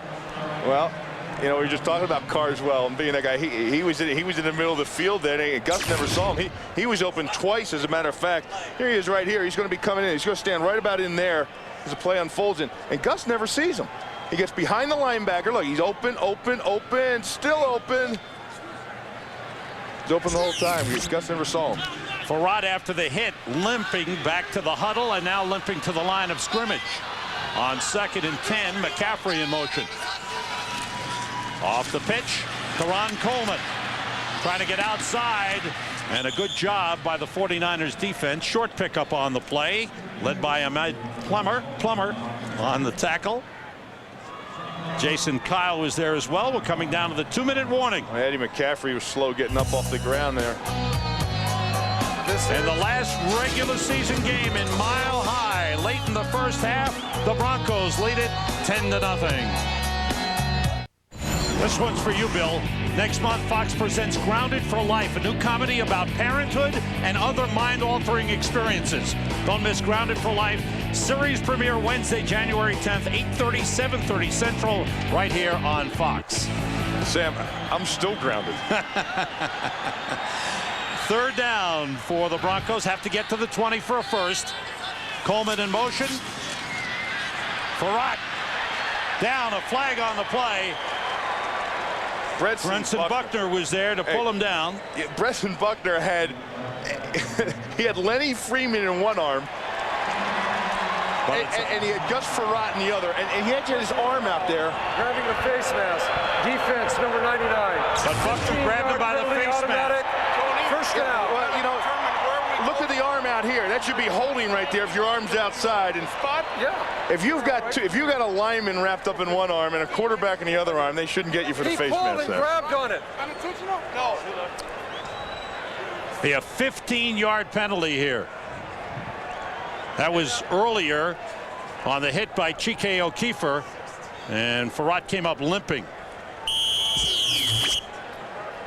Brenson Buckner, another penalty on the 49ers, their 7th of the game. Here's a first down for the Broncos at the 15. Coleman and Griffith in the backfield. McCaffrey in motion. Frerotte fires and completes to Rod Smith down to the 5-yard line. Second catch, third catch of the game for Rod Smith. Boy, that was a nice timing route on the outside. Watch him sit in front of Ahmad Plummer. Boy, he just sits down right in front of him. Behind the linebacker and in front of Plummer. With the clock running, it's first and goal at the 5. Frerotte to Coleman. Coleman fights his way down to the 1-yard line. Karan Coleman getting a chance to play here. At only 5'7", too. Scored a touchdown. And now taking that ball down to the 1-yard line. Everybody talks about height. They talked about Jeff Garcia didn't have enough height. And here's Karan Coleman at 5'7". If you're good enough, you're big enough. It's that simple. In this league, just get it done. Here's Coleman. Can he make it to the end zone? He's hit short of the goal line. Broncos do not have any timeouts remaining. They've used them all up. You know, and sometimes if you're small, then that has its disadvantages too, as he just found out when he ran into Ken Norton. Watch Kenny Norton, 51, put the hit on. Ooh, wraps him up. Well, maybe he'd want a little bit more size right there. Try again. The 49ers called timeout. That surprised you, Bill? Unless they wanted to get some personnel out there. But here with the Denver Broncos out of timeouts. Well, they bring in some fresh linemen is what they did, Sam, and they brought in some bigger people. Cedric Killings, number 71, is in. Yeah, Nate Hopgood-Chittick. Nate. Just Nate? Well, Nate for me. Okay. You can carry the rest of it. Nate's in. 12th play of the drive. It's 3rd and goal from the 1-yard line. This drive started at the Broncos 39. Griffith shifts. Play fake for Rod rolling. Looking and throwing, complete but short of a touchdown. Dwayne Carswell, the tight end, ridden out of bounds by Posey. Yeah. Jeff Posey with a terrific tackle. Jeff Posey had great coverage on Carswell that time, and that's what he's good at. Posey is very good at covering up a tight end. And behind him, Monty Montgomery was in great coverage as well. And that's where you want that linebacker to bite down inside on the play action. Posey, outstanding job of not getting sucked inside and staying with the tight end. Broncos bring Mike Anderson back on 4th and goal from the 1. Anderson carrying behind Griffith to the goal line, touchdown. Howard Griffith. He led the way from Mike Anderson for his 14th rushing touchdown of the season. That's a high in the AFC, second only to Marshall Faulk in the NFL. Did the ex-Marine give a salute? I didn't see. Yes, he did. He gave a salute? Yes, he did. did. To get that mile-high salute in here. Great job by Mike Anderson.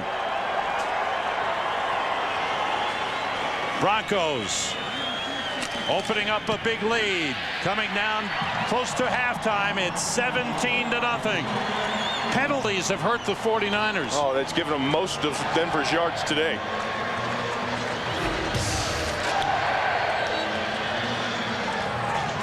Take a look at this surge by the offensive line. They get Dan Neal out inside. They block Lepsis down, Carswell, and then they lead Griffith. Boom.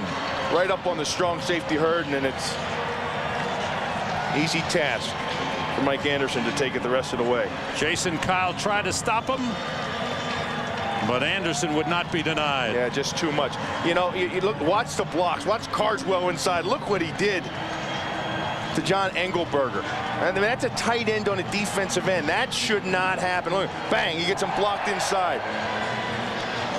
And all that blocking and all the misdirection and all the zone and all the things they do, that guy's responsible for it. You heard Howie Long call him the best offensive line coach in the NFL, and I've got to agree with him. He's a good teacher, isn't he? Well, he has a PhD in education, and I think all good coaches, you can almost trace back somewhere along the line that were teachers.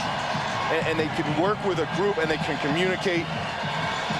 The offensive line loves this guy. Now they're saying this is going to be his last year as an offensive line coach, and if he goes, Denver they'll have a hard time replacing him. Look at that. Discrepancy in rushing yardage. Jonas Lewis, number 43. Paul Smith, number 27. Deep for the 49ers. Steve Lindsay with a kick. Lewis calls for it, takes it at the 7. Finds an opening. Takes it outside across the 30 where he's brought down. Flag on that. Delta O'Neal on the tackle. Flag on the play, and we'll check that out.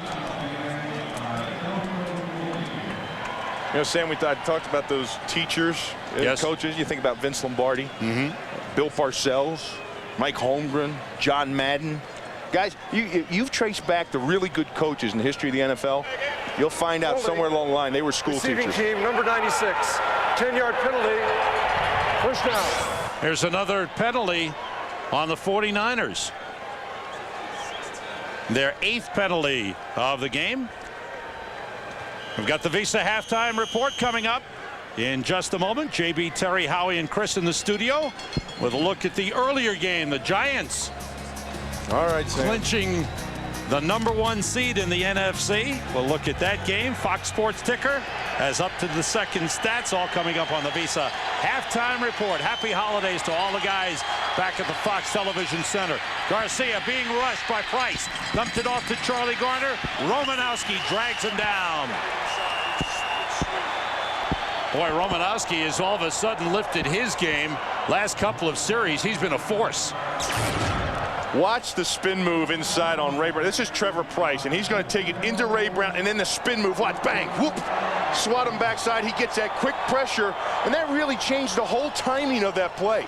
And then Romo came through the offensive lineman, and he got to Garner. And the reason he was able to do that, and the lineman didn't turn back and block him, was because of that quick pressure by Price.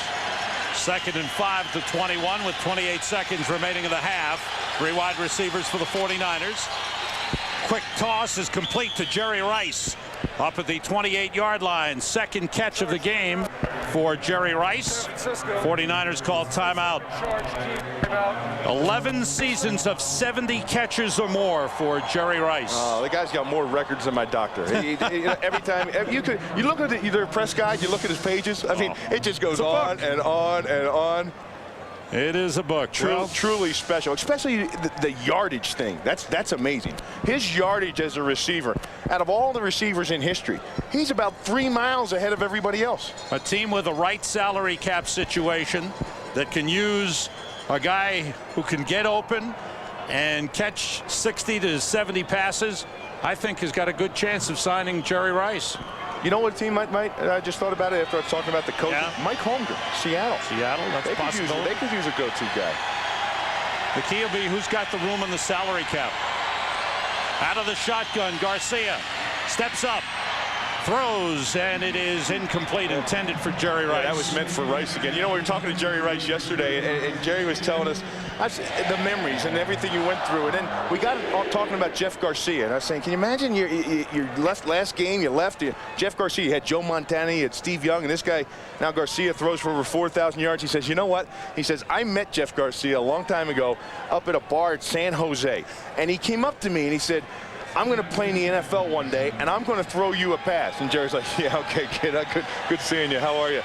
And sure enough, it happened. We'll end up probably throwing him his last pass as a 49er. Flag goes down. They blow the play down. False start.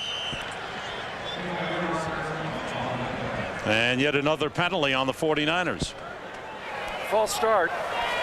Offense, number 65. 5-yard penalty. Remains second down. That's on Ray Brown, who's really had a good year for the 49ers. In fact, a lot of people felt he could have made the Pro Bowl, and they were really rooting for him. Well, when you look at the yardage that the quarterback has, you look at being sacked the least amount of times in the NFL. You look at the yards that Charlie Garner got for the second year in a row, over 1,000. And somebody you would think would have to go. And Ray Brown, they thought, should be that somebody. Paul Smith, rookie out of Texas, El Paso in the backfield, takes the handoff. Gets across the 30, fights his way up to the 35. About 4 yards short of the first down marker. Charge timeout. 49ers stop the clock. This is their third and final charge team timeout. Their final timeout. Second timeout. 5th round draft pick, Paul Smith. Getting some playing time here. A lot of work still to be done for the 49ers in the offseason. They're $11 million over the salary cap. We've got David Treadwell down on the sideline. David, who's your guest? Well, a special guest down here at Mile High Stadium, a man who needs no introduction, who helped build this place, John Elway. How you doing, John? Doing great, David. What's some of your special memories about this place? A lot of electricity and energy in this ballpark today, huh? There really is. I mean, there's a lot of nostalgia, and there's a lot of great games in this stadium, and I'm going to miss it. All right, back up to you guys. Thanks, David. Paul Smith, final play of the first half. The draw play to Smith. John Mobley made the stop. We've come to the end of the first half. Mike Shanahan's team, the offense, got together with help from penalties by the 49ers. The offense didn't score a point last week in Kansas City. They put 17 on the board here in the first half. JB, Terry, Howie, and Chris are coming along with the Visa halftime report next.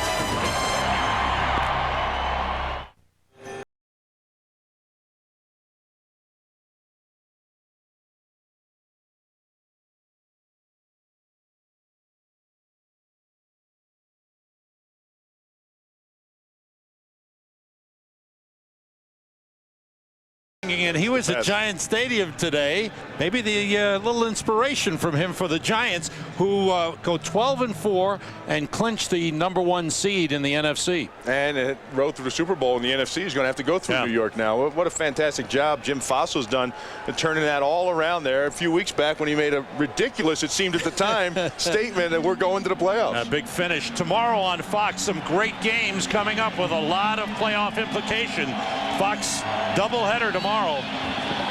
Begins with a pregame show at noon Eastern. Set for the second half. Delta O'Neal encouraging the crowd to get into it. Wade Ritchie to kick off for the 49ers. Broncos trying to finish 11-5, keep their hopes alive for winning the AFC West. Ritchie with a strong boot. O'Neal backs up, takes it 6 yards deep, and won't bring it out.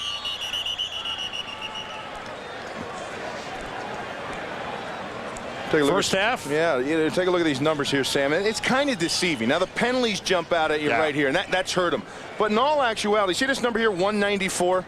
81 of those yards are 49er penalties. 81 yards. 40. So in all actuality, they only have about 111 offensive yards. So 96 offensive yards here and 111 offensive yards here. And the defenses of both these teams have really stepped up. Gus Frerotte is the quarterback. Brian Griese was injured early in the game, was in for 5 plays, was hit hard, went to the ground with a jammed shoulder, and actually came back for one play, a handoff to Karan Coleman for a touchdown, 24-yard touchdown run. But Frerotte got to be ready because of the Broncos playing a wild card game next week, which could happen on the road in Baltimore. Frerotte got to be ready. Griffith and Anderson in the backfield. Anderson rushed for 70 yards in the first half, gets no gain on the first play of the second half. Anthony Pleasant on the tackle. David Treadwell's down on the sideline. Guys, Mike Shanahan wasn't too excited about the offensive performance in the first half, but they took advantage of some mistakes on the San Francisco 49ers side. He said Brian Griese will probably not return. He didn't do any more damage to the shoulder, but they don't want to risk it. Understand that. On second down, Frerotte throwing to McCaffrey. Across the 30 for a first down. 100th reception of the season for Ed McCaffrey. That ties the franchise record held by Lionel Taylor. This is a deep out pattern, and he takes a Mod Plummer deep and comes back to hold on to that ball. What a grab for his 100th one. There's a mile-high memory. Lionel Taylor has the franchise high at 100, and McCaffrey has now tied him. Anderson hit as he crossed the 30, short pickup. Anthony Pleasant with another tackle for the 49ers. It's been a terrific season for Ed McCaffrey. You know, he doesn't look like that big stud wide receiver, but he gets open, great hands, gets the job done. Well, you know, when you think back about John Elway played here, and all the receivers and all the balls thrown to John Elway, and Ed McCaffrey broke that record this year. That's a long withstanding record. Karan Coleman, little scat back out of Stephen F. Austin, gets up to the 35-yard line. 49ers have Jason Kyle in at linebacker. He's replaced the injured Winfred Tubbs. You know, Eddie McCaffrey, Sam, is the perfect example of the offense for the Broncos. He wants to be good, and that's the whole thing. You know, you can have guys that are good, but when it comes to the fourth quarter, you need a guy that wants to be good. They'll show up. Scotty Montgomery in motion. 3 wide receivers, 2 tight ends. Montgomery gets the catch, broke a tackle for a first down. Good effort by Scotty Montgomery, the rookie out of Duke. First catch. First reception of the year. First catch of the season. Yeah. And that's a mile-high memory for him. You know, when he gets older, he's going to look back and he's going to think he's only a rookie. And he's going to make that. That's his first catch this year. And he's going to remember when this stadium's gone and he sees highlight films of it, and you know, he'll remember. I had my first catch in that stadium. Undrafted free agent. First down for the Broncos at the 45. McCaffrey in motion. Off the play fake, Farrat with time, goes outside to Howard Griffith, the fullback, bulls his way down to the 46-yard line. Jason Webster, the second-round draft pick out of Texas A&M, made the tackle. Ed McCaffrey comes back in the huddle. He says, "Hey, Gus, I was open on that play. Here comes McCaffrey in motion. Now they have a little play action, but watch where he ends up in the middle of the field." Nobody around Eddie Mack, and he had to tell Gus about it. He went back to the huddle and was telling him. Coleman tried to cut it back, but a good tackle on the play by Zach Bronson, and Bronson looks to be in some pain. Bronson is actually the veteran of the secondary, and he's only a 4th-year man. Slow getting up.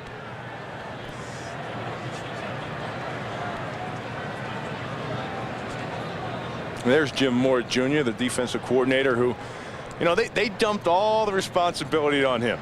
You know, they go out and they draft all these players, and you know, I don't think Jim had too much into picking them because they got everybody else picking these players. You take these players and you make it work. And he gets all these rookies: Julian Peterson, Ahmad Plummer, Jason Webster. You got Ronnie Hurd. He had John Keith, the other safety, and make them work. Make it work. And earlier in the year, they were calling for Jim Moore's job. They didn't think he was getting it done. I think he's done an outstanding job of getting these guys ready. That's the leg. See that leg? Oh, boy. Right leg right below the knee. And one of the things that Jim Moore Jr. did, first off, when he has all these rookie defensive backs, first thing he did, he got Ronnie Lott to come in and talk to him, Sam. Yeah. And Ronnie Lott, if you remember when they had those guys that all came in, Eric Wright, Carlton Williamson, Dwight Hicks. Remember they called him Dwight Hicks and the Hot Licks? Yeah, right. They were all young guys. They were all there together, and that's how they had to start over. And Ronnie Lott got in there, and he talked to these guys about, and he told them, he goes, "I'm going to be watching you. I want to watch your development." That's pressure. He's one of the most respected players ever. Farrat off the play fake on 3rd and short. Throws outside, completes to Carswell, the tight end, for a first down at the 49ers 25-yard line. He beat Monty Montgomery on the play. Montgomery had replaced Zach Bronson. Was it? Little play action, Desmond Clark running down the seam, then a deep cross right in front of Monty Montgomery, and that's settling in that zone. He caught him in a zone defense behind the linebackers, and bang, right in front of the safeties. My apologies, I called Carswell. That's Desmond Clark, second-year man out of Wake Forest. First down at the 25-yard line. Off the play fake, Farad going deep for McCaffrey. What a grab. Touchdown! What a grab.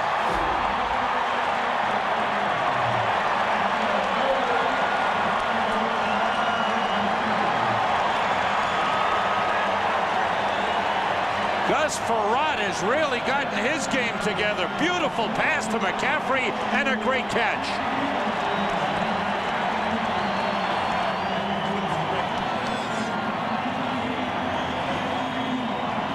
Ed McCaffrey is now the franchise record holder in receptions with 101 catches.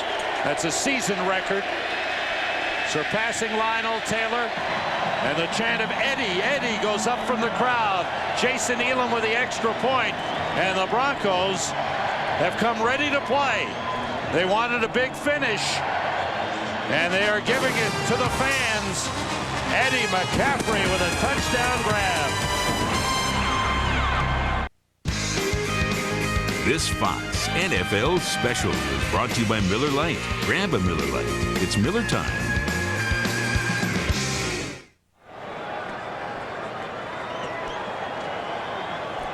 They had man-to-man outside. The free safety tries to get over to help out, but look at the concentration by Eddie McCaffrey.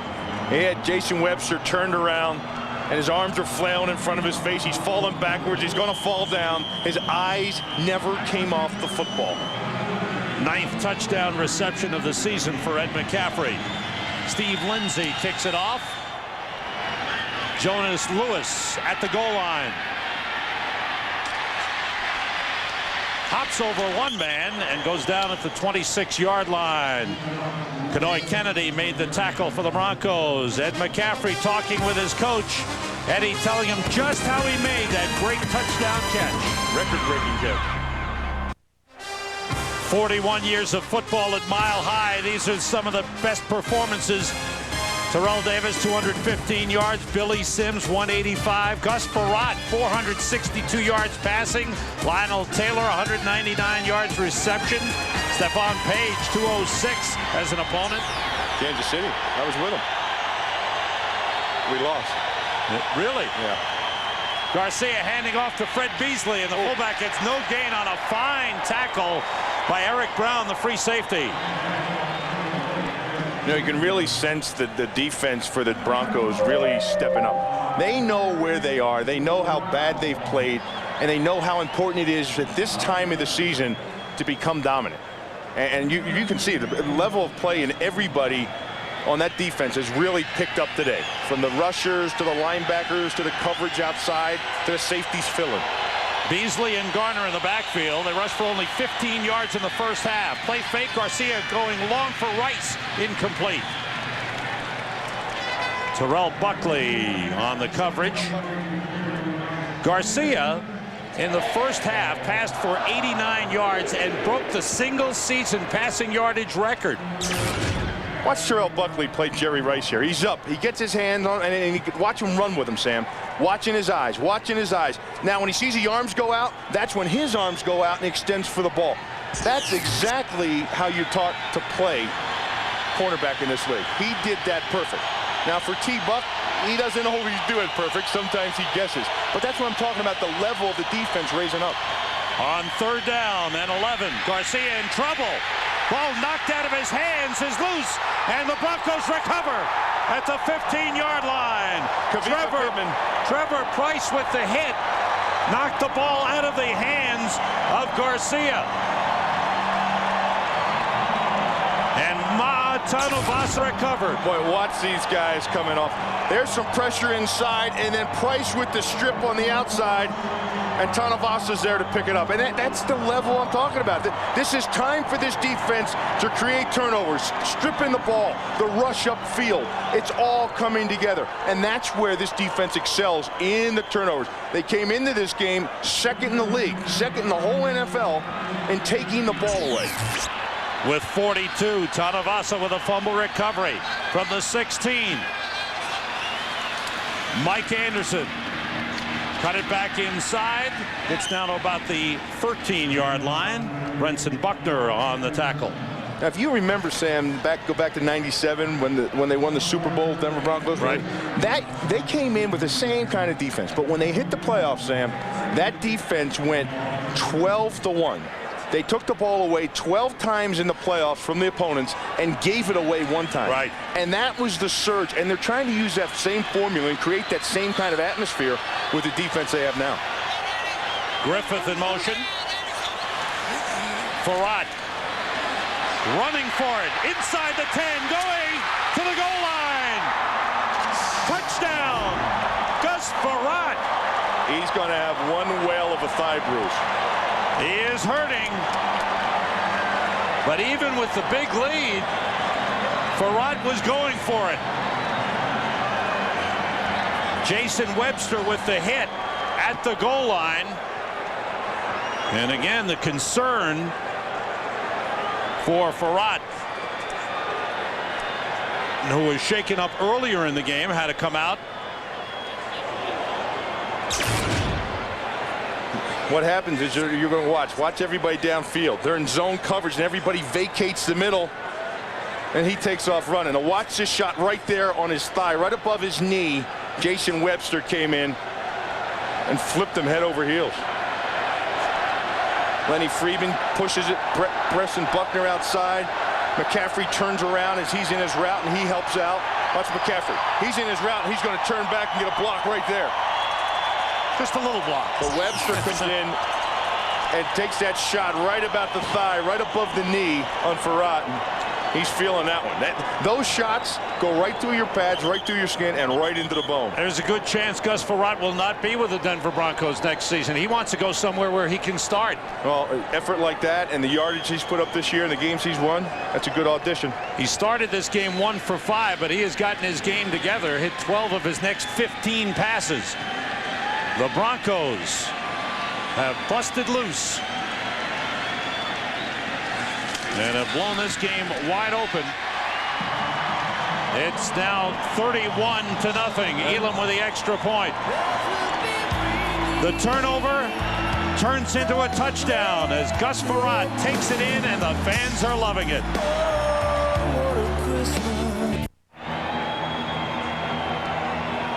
The fans here at Mile High are loving every moment of this game as their Broncos.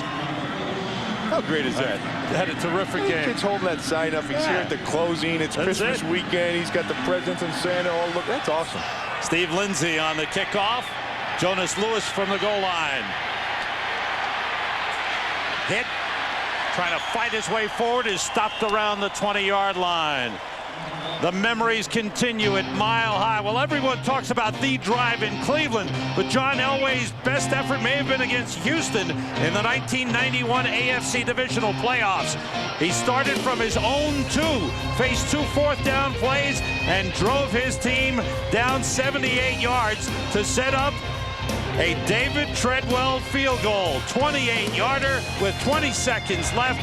Broncos won it 26-24. David, how about that memory? We'll get back to David in a moment. Garcia being rushed, and the pass is broken up. Intended for Greg Clark, the tight end. Flag on the play. A flag, a late hit.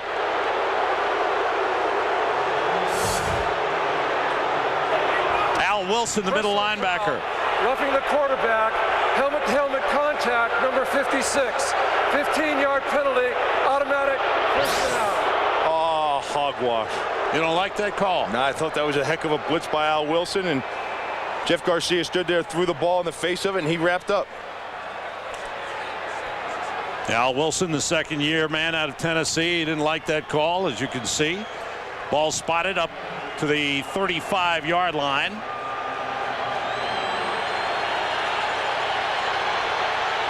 Harold Hasselbeck, number 96, is in as one of the defensive ends for the Broncos. Charlie Garner, boy, they haven't given him anything. Charlie Garner has been totally shut down. John Mobley on the tackle. Yes, the defense has played well. They try to run a little lead play right here, and you talk about that defense, Sam, stepping up. Watch the fill here by the weak side backer, John Mobley. They're going to run a lead play right inside here. He takes on it, bang, he wraps up.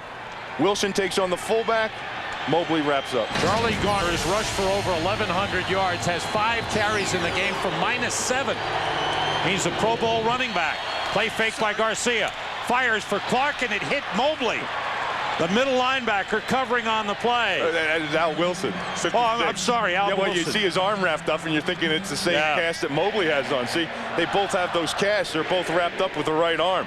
But Mobley had his back turned, and he was running with the tight end down the hash marks. And he didn't even know that. And all of a sudden, he gets doink. He gets right in the back of the head with the ball.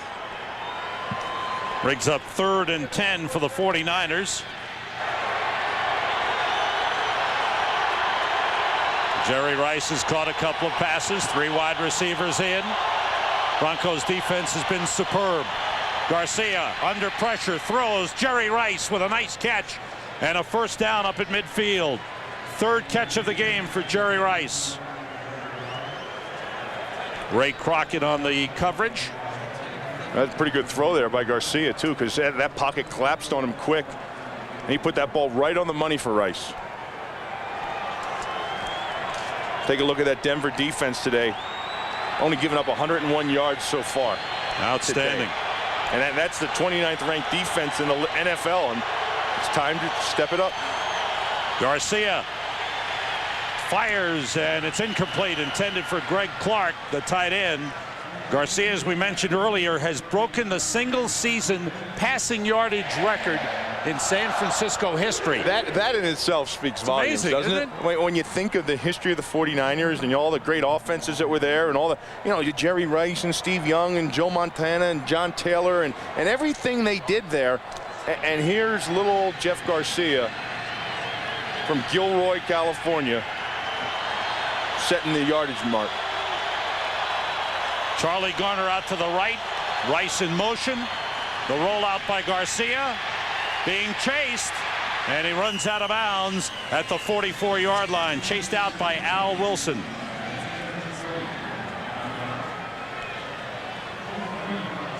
Look at this, Sam. The 49ers. It's an NFL record. They've scored in 402 straight games. They haven't been shut out, I think, since 1977 or 78, is it? You go back and you think, remember last weekend with the Pittsburgh Steelers and the way they played? I mean, there's one thing you don't mess with, and I don't care where it is. You can't mess with tradition.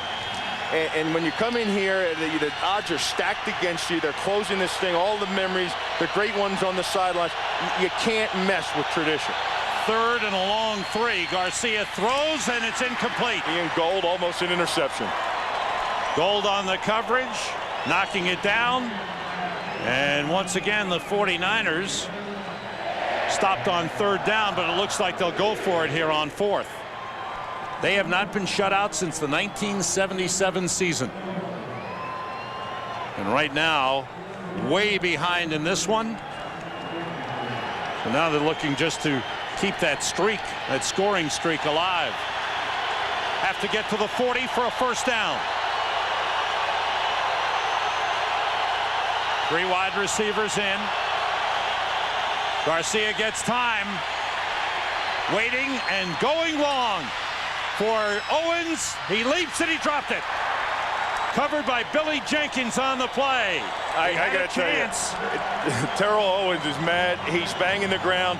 He wants a pass interference call. And watch Billy Jenkins. Billy Jenkins hits his hands 3 times before that ball comes down.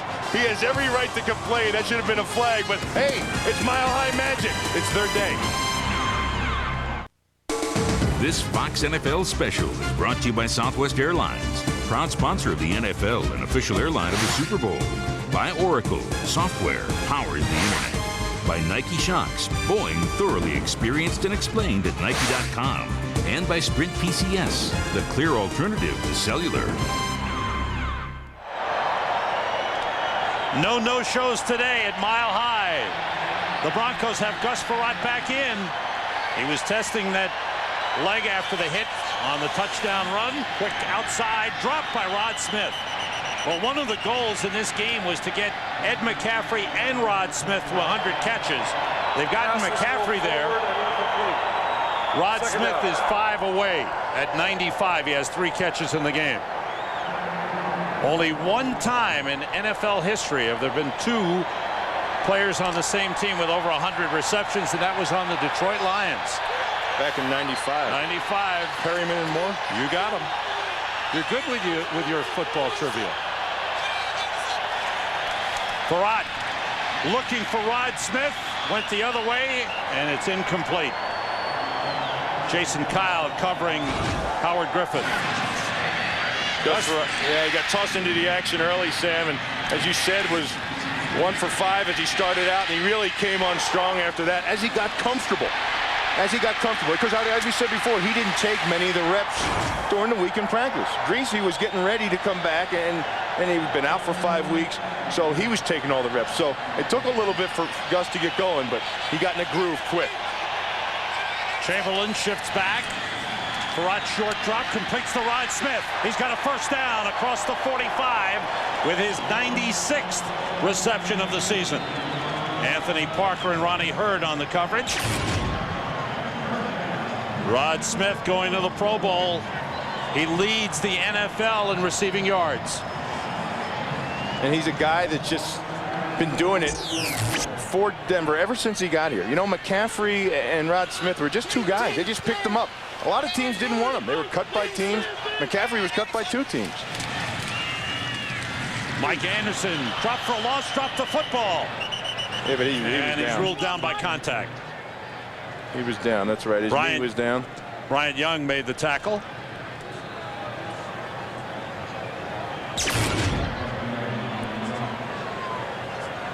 Anderson's wrapped up and his knee's down. Boink, and then the ball comes out.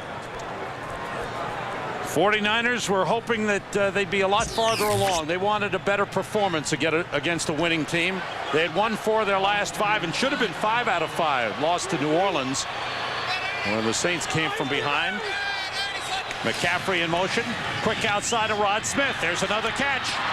Breaks a tackle. Out of bounds inside the 35. First down. He's really good after the catch. You know, you hear that term all the time. Yak, you know, yards after catch. And that's where Rod Smith has been good. He's a good deep route runner, but also once he gets the ball in his hands, he's a good ball runner. Yak, you always say that to me. Yak, you're always. Well, you're always yakking. Yeah, that's Y-A-K. Oh, okay. His is Y-A-C. Yards after catch. Gotcha now. 97 for Rod Smith. 5 in this game. First down, or rather 3rd and short. And Anderson looking for the first down is pushed back. He had to get across the 35, and I don't think he did. Anthony Pleasant and Jason Kyle combining on the tackle. If you're just joining us, it was a scoreless first quarter in this last regular season game ever at Mile High Stadium. Packed house, over 76,000, but then the Broncos started to come on after an injury to Brian Griese. He was in for 5 offensive plays, jammed his shoulder. Mike Shanahan told us he'd be okay, but Gus Farad has come in and done well. And the Broncos, who led at halftime 17-0, lead 31-0, and Farad with a quarterback sneak for a first down.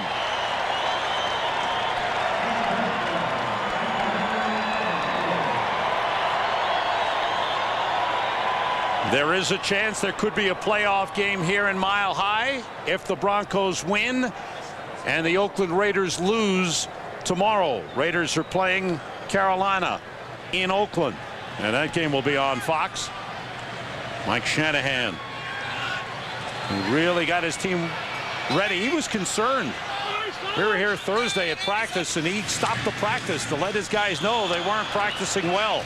That pass was intended for Rod Smith. Well, when they lost 31-21 at Cincinnati and really got their rear ends handed to them, and Corey Dillon ran all over the place against them, they bounced back next week against the Jets, and they put some points back on the board, and 30 of them to be exact, and they got that offense going again, and it was kind of a wake-up call. And then they went on that run, and they won 7 straight games, and they kind of took off last week a little bit. They were comfortable. Yeah. They knew they had the playoffs. And now they had to bounce back from a bad loss. Mike Anderson Bounces off a couple of tacklers, gets inside the 30 to the 28-yard line. Mike Semper Fi.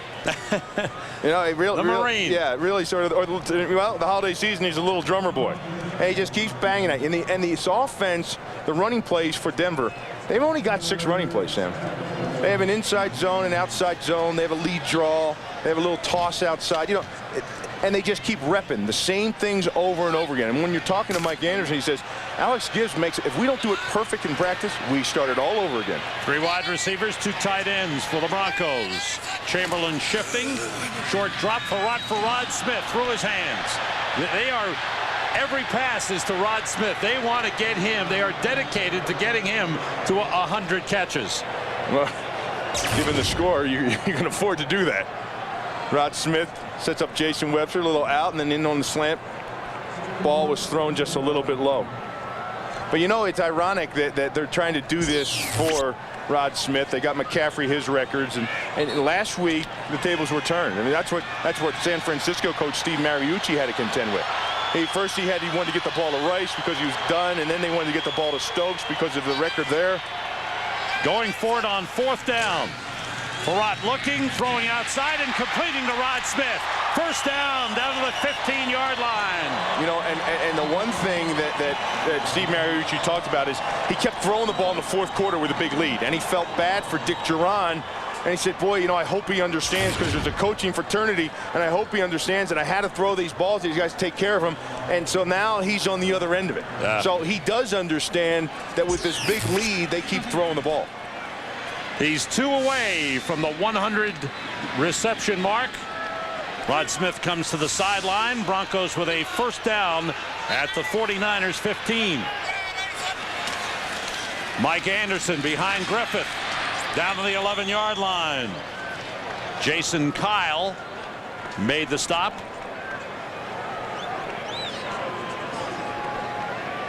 One guy, we've talked a lot about Jerry Rice leaving, but another guy who could get cut in the salary cap situation is Ken Norton. Yeah, you know, and what a player he's been for San Francisco over the years. You know, he was down in Dallas. I just thought he was an okay linebacker. In his first couple of years with San Francisco, yeah, you know, he was a focal point because he came from the championship Dallas Cowboys, but he's really played well the last 5 years. Big-time linebacker.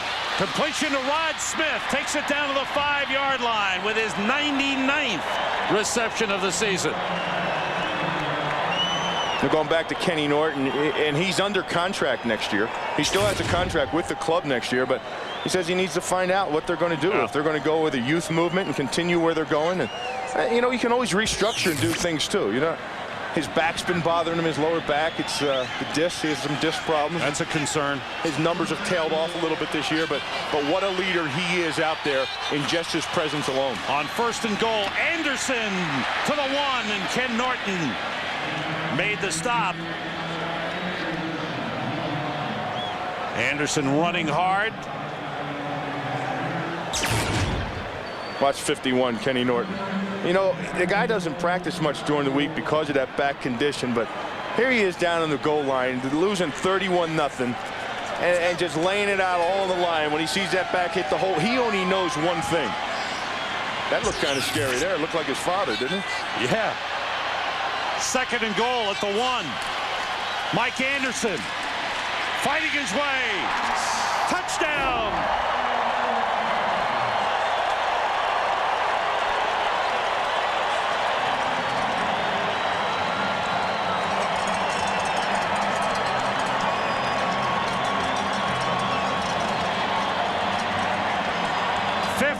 Touchdown of the season for Mike Anderson, his 2nd of the game.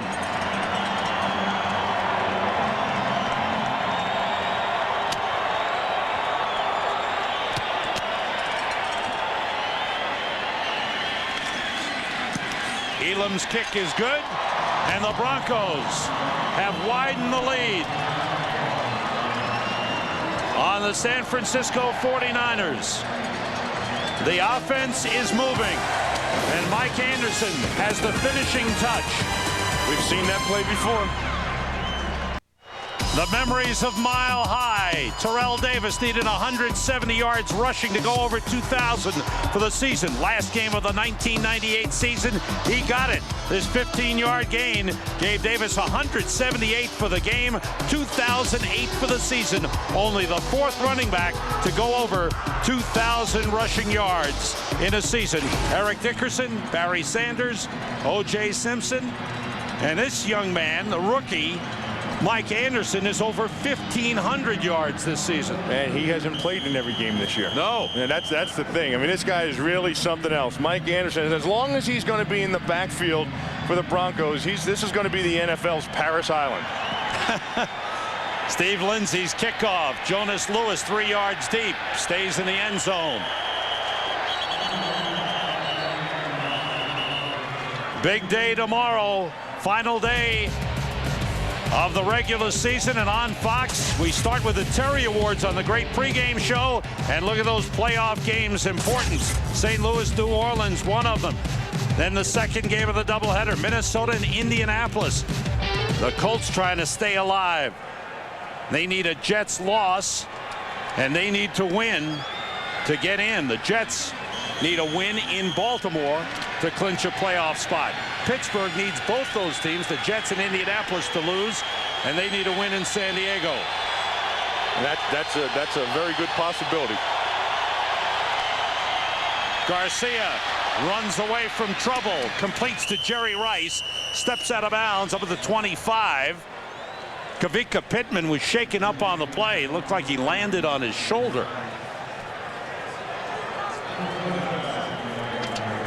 There's Kavika Pittman, wants to stay in. Looked like his right, he was right hand. That right hand. Well, he laid out to try to get to Garcia, and he hit his right arm as he was going after him. We have reached the end of the third quarter. It has been all Broncos on this final regular season game at Mile High.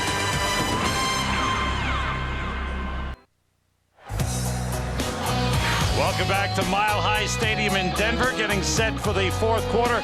And from all of us at Fox, we want to wish you the happiest of holiday seasons. You still have to finish your shopping. You're right, I do. You reminded me because I didn't get you anything, and I promise I will, though.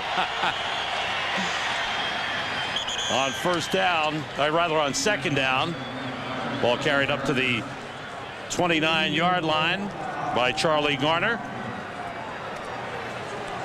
You know, the one thing you have to take out of this for the Denver Broncos is the win's great, the closing's going to be great, and all the memories are going to be great, but their defense and how they stepped up today, because I really think that the San Francisco 49ers offense is very, very explosive, and Denver has come today and they've shut them down. And you saw those numbers there in the playoffs. All the teams that are in the playoffs have good defenses, and Denver has to match that. Jeff Garcia calls timeout on a 3rd and 1. He wants to talk it over on the sideline. This Fox NFL special is brought to you by Saturn, now with 2 distinctively different car lines, the L Series and S Series. By E-Trade, it's your money. By Energizer E-Squared, the battery with a heart of titanium. And by Best Buy, the place to find the magical gifts. Turn on the fun. No empty seats in this stadium today. Officially from the stadium, we're told no shows. Everybody's here for the final regular season game at Mile High Stadium. Here's 3rd and 1 for the 49ers. 2 tight ends in. That was Justin Swift in motion. Beasley, big hole. First down up to the 37-yard line. Jeff Garcia has not been able to put points on the board. His yardage, though, is the greatest in San Francisco 49ers history at 4,200, surpassing Steve Young, who was at 4,170. You know, it's funny. I remember last year about this time, everything coming out of San Francisco 49ers was that this isn't our quarterback of the future. Right. Flags go down. Monte Rieger jumped across. Let's see if he was drawn off. Encroachment, defense, number 99. 5-yard penalty, remains first down. Rieger jumps offside. You were saying about the quarterback situation? Garcia, and I think his story is as amazing, except for the fact that he's not going to win the Super Bowl or be the league MVP, as Kurt Warner's was last year. Virtually a guy out of nowhere, who everybody all his life has told him, no, you can't, no, you can't, no, you can't. And all he's ever done is do. A guy that's persevered through everything, on and off the field. Tragedies in his family. Playing up in Canada and just battling all the time. Garcia throws, and it's a little behind Fred Beasley.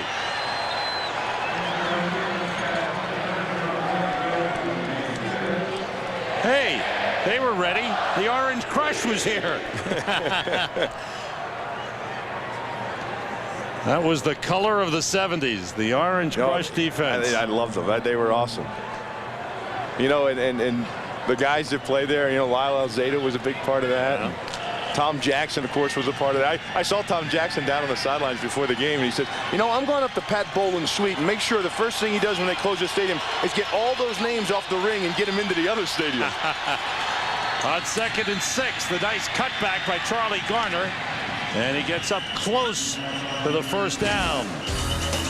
Well, there's the real Orange Crush. We told you, Lyle Alzado, Tom Jackson, Reuben Carter, the rest of the Orange Crush defense. Other names included Randy Gradishar, Lewis Wright, Steve Foley. You would have looked good in orange. I would have loved to have played in Denver. Tom Jackson, the Ring of Fame, Randy Gradishar. He's here today. 3 wide receivers in for the 49ers. On first down at their own 46. Blitz coming. And they're chasing him. And Mobley's got him. 3rd sack of the game. 49ers had come in giving up only 20 all season, but 9 the last 3 weeks. They've given up 3 more today. Yeah, and the pressure. Here's Mobley inside. Romo goes upfield. He takes the guard up. Ray Brown upfield, and underneath comes Mobley with the speed with a clean shot to Garcia. And yeah, they've gotten him on the ground, but you know what? They've had pressure on this quarterback all day long. And that's twofold. One, you got a couple new offensive linemen in there playing. For Fiore's out and Willig's in, and also Tyrone Hobson's in. 2, they haven't had a running game, so these guys are teeing off on the pass. Flags go down, stopping the play. And I believe the clock ran down on them. Delay of game. Offense. 5-yard penalty. Remains 2nd down. This has not been a good day for Steve Mariucci. His team was hoping to finish on an upbeat note. That's the one thing he said, Sam. That's the one thing he told us yesterday. He said, we want to come in here, and this is our playoffs. This is it. We want to beat a good team that's going to the playoffs, so we have something to hang our hat on through the offseason, something to look forward to. But you know what? It's been a long season, and a lot of these young rookies that are playing defense, you know, it got bad, and it just kind of slipped on them. From the 31, Garner trying to pick his way through. Short pickup. 10 penalties in the game have hurt the 49ers. They drafted for defense coming into this season, and Steve Mariucci said the evaluations will begin as soon as the season is over, and they will look for defense. They'll go out and interview players and talk to coaches and talk to players out there, trying to get some quality people in again and looking for more defense for next season. They're probably going to look at linebackers, young linebackers, probably another defensive end in the draft if they can. Have to get to the Broncos 44 for a first down. Garcia gets time and completes it to Charlie Garner. Spun around, stays on his feet, and brought down up to 47. Billy Jenkins made the tackle on Charlie Garner. 15-yard pickup.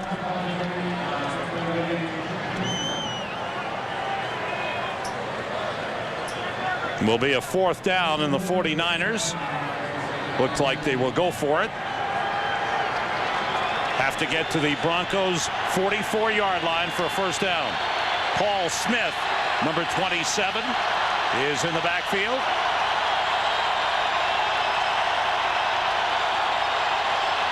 Terrell Owens in motion. The blitz is on. He gets rid of it and completes it to Jerry Rice. A first down at the 34-yard line. Well, a great play by Jeff Garcia. As he was being hit, he found Jerry Rice. Yeah, the Denver secondary had a little miscommunication in the backfield. And you watch what happens right here. Jimmy Spencer gets knocked down to the ground. He slips and falls. And that leaves Jerry Rice open in the middle of the field. 5th reception of the game for Jerry Rice, giving him 74 on the season. Another timeout called by Jeff Garcia. San Francisco. A little over 10 minutes to go in this game. The Bronco fans are staying right to the end. Earlier today, the last piece of steel was put into place on the new stadium right across the way. Pat Bowlen, the owner of the Broncos, on the left. Bill Owens, the governor, was there, and the commissioner, Paul Tagliabue, on hand. And then over 3,000 fans watched the game on the big screen in the new stadium. Most of those fans that were watching in there were the workers, the employees and their families that were working on the stadium. First down for the 49ers at the 34-yard line. Rice in motion. Garcia, the pump fake, and going deep for Owens. Out there, and it's incomplete. Jimmy Spencer on the coverage on Terrell Owens, and now it's all about the 49ers trying to keep the scoring streak alive. Well, this is a well-thrown ball, too. Man-to-man outside, and watch where he lays this ball. Yeah, that was right. That's a very catchable ball. Oh, heck yeah. You know, it's one of those days for San Francisco. Yeah. They have not been shut out since October of 1977. 402 consecutive games. And now the danger of being shut out today. The play fake by Garcia gets rid of it as he's hit for Rice, and it's intercepted. Terrell Buckley on the return is out of bounds at the 19. Their flag's down. They're going to call that flag on Billy Jenkins Jr. because he came on a blitz up the middle and he hits Garcia head to head at the helmet.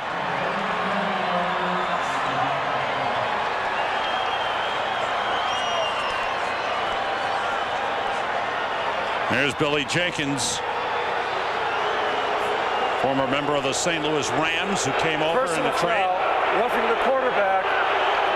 Contact to the face of the quarterback. 15-yard penalty. Automatic first down. So that negates the interception. Yeah, here comes Billy Jenkins right up the middle.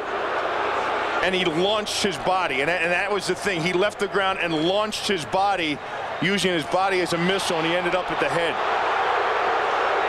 And that's going to take away T. Buck's interception. You know, T. Buck was off the field. He was off the field, and he carried the ball with him, saying, heck, you know, I picked off Jerry Rice. And now T. Buck's got to go back out there. Jenkins has been blitzing a lot in this game. Came up short a couple of times. That time he just went all out. Ball spotted at the Broncos' 20-yard line. 4 wide receivers for the 49ers. Garcia being blitzed by Crockett. Ray Crockett, 4th sack of the game for the Broncos. They're bringing 4 to the weak side, and that's what they've been doing today. And they came. Romanowski steps up inside. The tackle freezes. Watch in here. Here's Romo. They freeze down. Now watch outside. There's Crockett off the corner. So the linebackers come, the end comes, the tackle comes, and then the free guy comes, and that's Crockett. It's a good test for Crockett coming back from the hamstring. He's been going all out today. And they'll need him in the playoffs. Fred Beasley, the lone setback, 3 wide receivers. Here comes the blitz again. Garcia gets rid of it, incomplete. Thrown behind Terrell Owens. Boy, this defense isn't letting up. They are all over the San Francisco 49ers. That time it was Mobley up the middle on the blitz.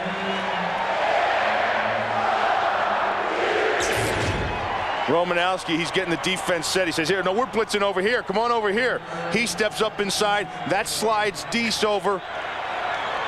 Or I'm sorry, that took Hobson, the guard, over. He slid outside, and there was the opening up the middle for Mobley. The orange crust.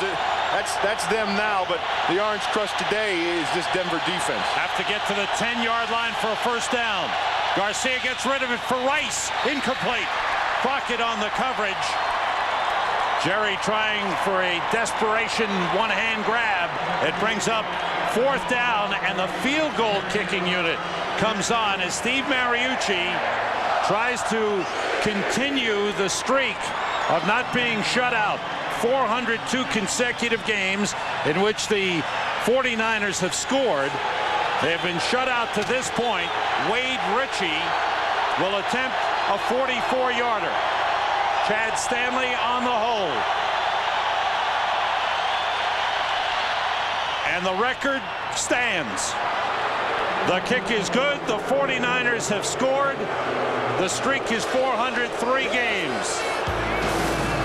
But it's all Denver. The Broncos lead it 38-3. High above Denver.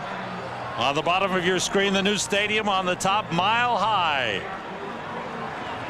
41 years of football here. It started out as a stadium built for a minor league baseball team, but they have sold out for 30 years. The Broncos are expecting an onside kick. They've got everybody up with the exception of Delta O'Neal. Ritchie kicks it off high. O'Neal backs up to the 10. Gets to the outside and is out of bounds across the 30-yard line. Flag on the play. Jerry Rice, 16 years with the San Francisco 49ers, the greatest wide receiver of all time, penalty on the Broncos.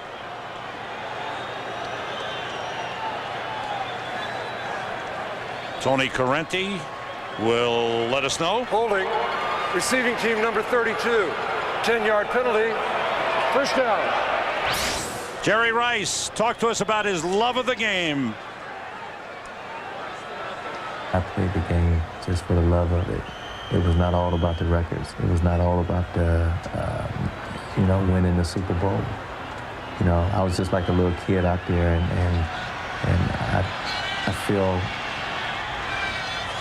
I brought a lot of excitement to so many people's lives. And another man who's brought a lot of excitement, Rod Smith with a reception, his 100th of the season. They got him to 100, and now he's being congratulated by his teammates. Eddie McCaffrey went over 100, second time in NFL history. Two wide receivers on the same team have had 100 or more receptions in the same season. And he's also gone over 1,600 yards this season. Brett Perriman and Herman Moore did it for Detroit in 1995. Garon Coleman carrying up across the 20-yard line. You know what's amazing about that, Sam, to me, is that he got all those yards and all those receptions with those wide receivers, and you would think you would be like some pass-happy oriented team. And this is a team that continually always has 1,000-yard rushers all the time. I mean, this offense is based on the run. Now, Gus Ferrado did an outstanding job replacing the injured Brian Griese. Comes to the sideline, and the rookie out of Notre Dame, Jarius Jackson, comes in for his second appearance this season and started to throw. His hit and brought down at the 15-yard line.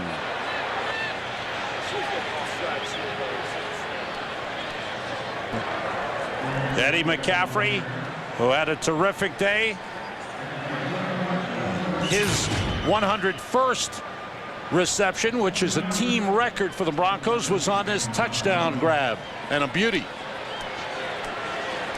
Rod Smith's 100th, right there, the short out, and yards after the catch, as he always does.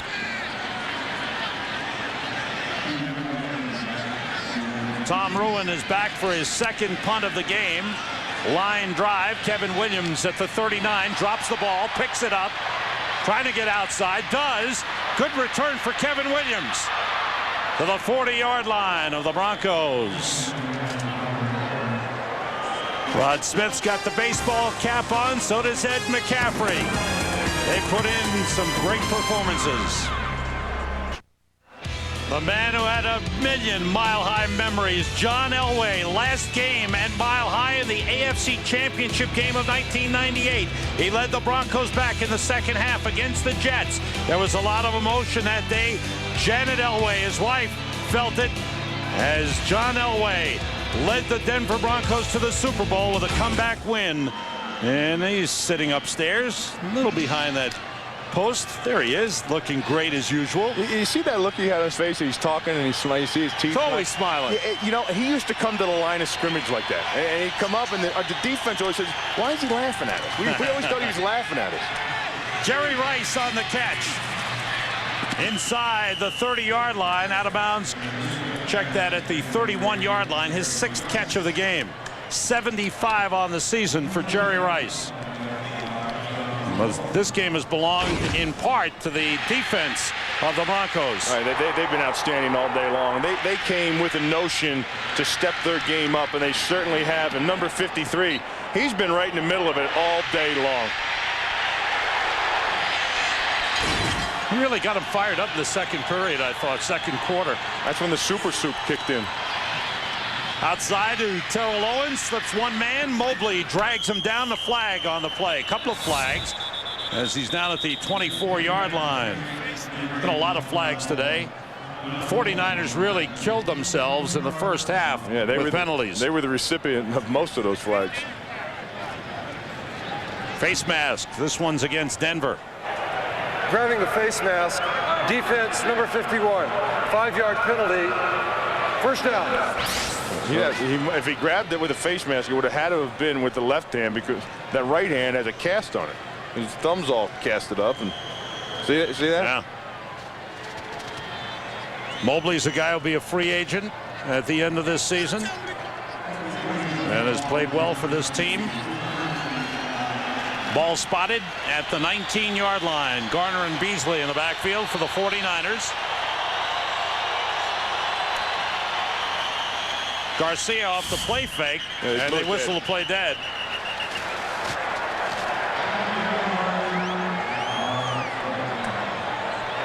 False start. Offense number 83. 5-yard penalty remains. First down. That was on J.J. Stokes outside, and you see the penalties that have hurt the 49ers throughout the game.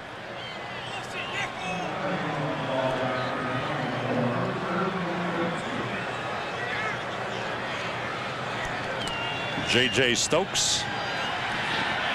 4 wide receivers in. Kevin Williams has joined Stokes, Rice, and Owens. Blitz coming, and they've got Garcia.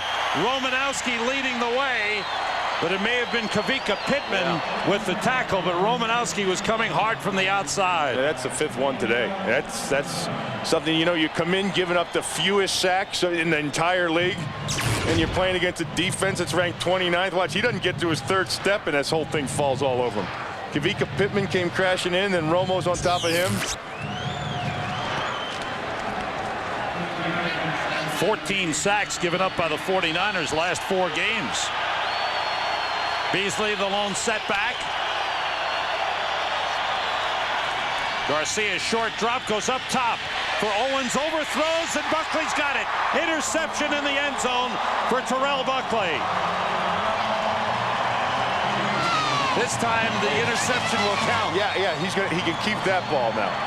See, they had to give it back because they had to go out there on that penalty last time, roughing the passer, but T-Buck's going to keep that one. See, he's taking it to the house. Buckley's 6th interception on the year. Ball was way overthrown by Garcia. Garcia would come into the game having thrown only 9 interceptions. Yeah, that'll make you talk to yourself. You throw a ball like that and you get sacked all these times today, and they got Jeff Garcia talking to himself. Detron Smith, number 42, is in the backfield, the fullback. Karan Coleman, number 46, carrying. Up across the 45-yard line, Ken Norton with the tackle. We got Karan, we got Detron.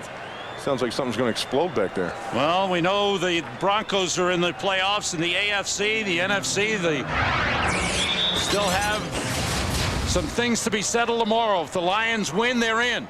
If they lose, well, the Rams might get in if they can beat New Orleans. Or if the Rams and Lions lose, Green Bay could get in if they can win their game against Tampa Bay in Green Bay.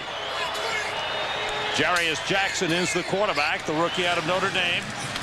Handing off to Karan Coleman, able to sneak through the line and get up for first down. Zach Bronson with a tackle. 4 minutes to go in the game. Well, if the Broncos remain in the number 5 spot in the AFC, they will have to go to Baltimore next week. Correct. For a first-round playoff game. If Oakland loses tomorrow to Carolina, the Broncos would win the division and be at least the number 3 seed. They'd play a home wild card game. If they got the number 2 seed, if Oakland and Miami both lose, they would be off next week. No, the one thing that Denver's done well today offensively, they got that offense scoring again, and they've scored a ton of points this year, second most average per game to the Rams. So that's saying a lot. They're averaging around 35 points a game. Now, last week they didn't do anything. They didn't score a point. They got a special teams touchdown, but they got that thing going again. They 38 points. And when you roll into the playoffs, you know, I'd want to roll into the playoffs with an offense that can score. And that's the one thing that this Denver Broncos team can do is put up points. Now, what do you do? You're Mike Shanahan. You've got an injured Brian Griese. Hurt his shoulder again. Do you start him in the playoffs, or do you go with Gus Frerotte, who played a fine game? I think you go with Gus Frerotte, and I think that was the gamble today. Ball's loose. And the 49ers have recovered at the 35-yard line. Yes, Sam, I think you just keep preparing Gus Frerotte to go. And if you get Griese back and you get him healthy, then you kind of nurture him along and let him stay there as your backup guy, because he's fragile. He needs that shoulder operated on. He needs it repaired. Jason Webster stripped the ball loose. And Nate Hopgood-Chittick with the recovery. There's Gus Frerotte, who you give him the win today. In the 6 games that Brian Griese, 5 games that he was out in the brief time he played today, Frerotte was 5-1. Paul Smith in motion, and looked like the Broncos jumped. Mike Lodish. You know, for a young team like San Francisco, Steve Mariucci wanted his guys to come in here and feel a playoff atmosphere, you know, because it is a playoff atmosphere in the sense that there's a lot of emotion here today because of the closing. Defense, the nose guard. 5-yard penalty, remains first down. See, they don't even say nose guards numbers. They don't even say their names. They don't say anything. No, the nose guard. It's just that thing, that guy. I think it was Lodish, 97. You're looking at Monte Rieger. There's Lodish. And you know, they wanted, there's Bill Walsh, he's down there, and he wants to get a good feel for these young guys. He wanted them in this playoff atmosphere with a high energy in the stadium to get them to realize it and feel it and sense it of where they want to be next year. And they're young, they hit a wall. It's been a long season for them, and it's been too much for them today. Play fake by Garcia, being rushed again, down he goes. Number 6. The Broncos have gotten their defense going. Harold Hasselbeck with the sack.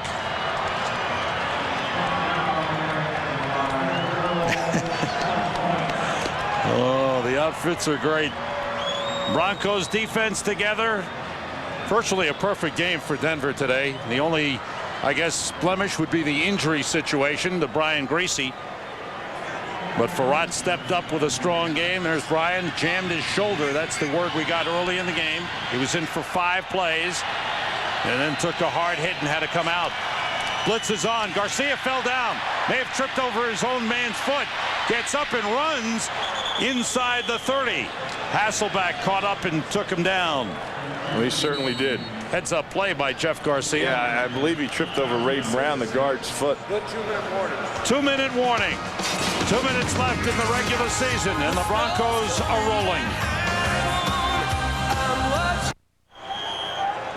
Sam Rosen, Bill Moss back at Mile High Stadium in Denver for the final 2 minutes of the regular season. Very few fans have left this stadium. There will be festivities following the game. I look like the person that was putting all this magic into the Mile High tonight. Garcia throws. Terrell Owens on the catch at the 20-yard line. Today's game produced by Michael Burks, directed by Andy Kindle. Our associate director, Rich Dewey. Broadcast associate, Tom Yohe. The technical producer is David Graham. Studio show produced by Scott Ackerson, directed by Bob Levy. The studio associate director is Jennifer Love. The senior producer of Fox Sports is Bill Brown. Executive producers of Fox Sports, Ed Gordon and David Hill. Paul Smith in motion on first down. Garcia under pressure, shovels it ahead to Terry Jackson. Fights his way down to the 8-yard line. Second-year man out of Florida, Terry Jackson. Don't forget tomorrow, big day on Fox. The Terry Awards on the pregame show. And then some great games. Playoff implication on those games and in the doubleheader games as well.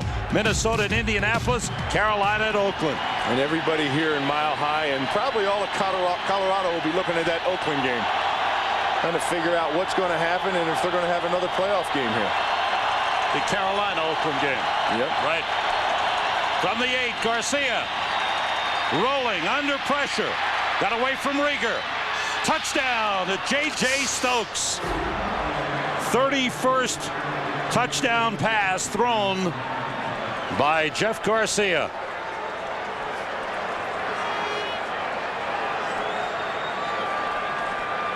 J.J. Stokes on the reception, and the 49ers break through in the closing moments. For Jerry Rice, it looks like that's it. Unless they can come up with some miracle way of keeping him, he will play in another uniform next season.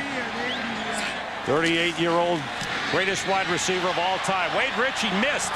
He just kicked that ball. That's been the kind of day it's been. That kick kind of tells it all for San Fran today. Couple of more thanks. Our spotter all season, Gary Lynn, statistician in the booth. Emmett McGuire, great job. Ty Yohe on the Fox box. Mark Sosna, stats in the control truck. And today Nate Leaf was our stage manager. For all of us on the Fox crew, for Bill Moss and myself, this is our last game of the season. Thanks for tuning in. It's been a great season, Billy.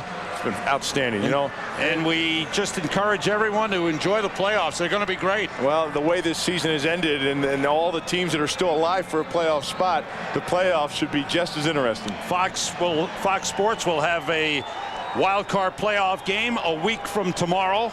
And of course, don't forget Fox doubleheader Sunday tomorrow with a lot of games with a lot of meaning.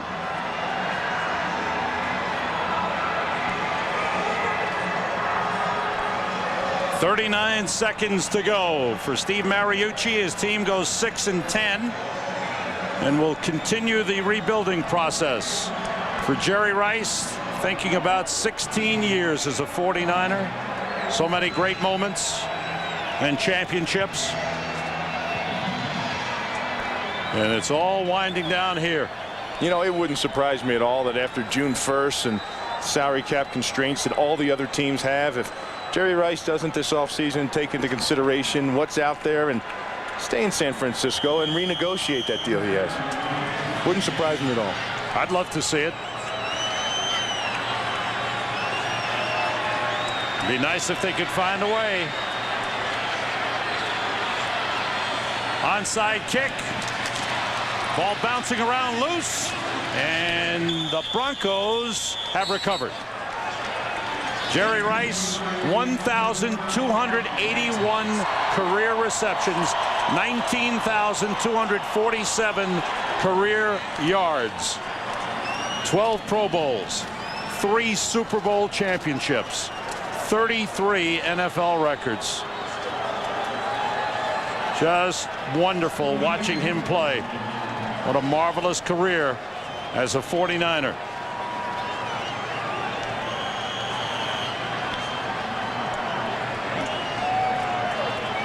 For the Denver Broncos, they will roll into the playoffs off a big win. It could be next week at Baltimore. But if Oakland is beaten, it could be home here at Mile High. The flash bulbs are popping around Mile High as the regular season has come to an end. Look at that. That's awesome. The final regular season game has been played at Mile High Stadium and put another memory in the memory bank as the Broncos win it 38-9. Absolutely no question, Sam, that this was all Broncos from the time they kicked the ball off. Greasy went down, Farrat got going, and they couldn't stop him. That defense stepped up, and nothing San Francisco tried to do today could go right for them. It was just Murphy's Law. You come in here, I said it before, you just don't mess with tradition. And there was a lot of tradition here tonight, and a lot of that magic was stored up in the fans in the stands. The stadium rocked as the Broncos went wild. Romanowski helped lead them to a 38-9 win.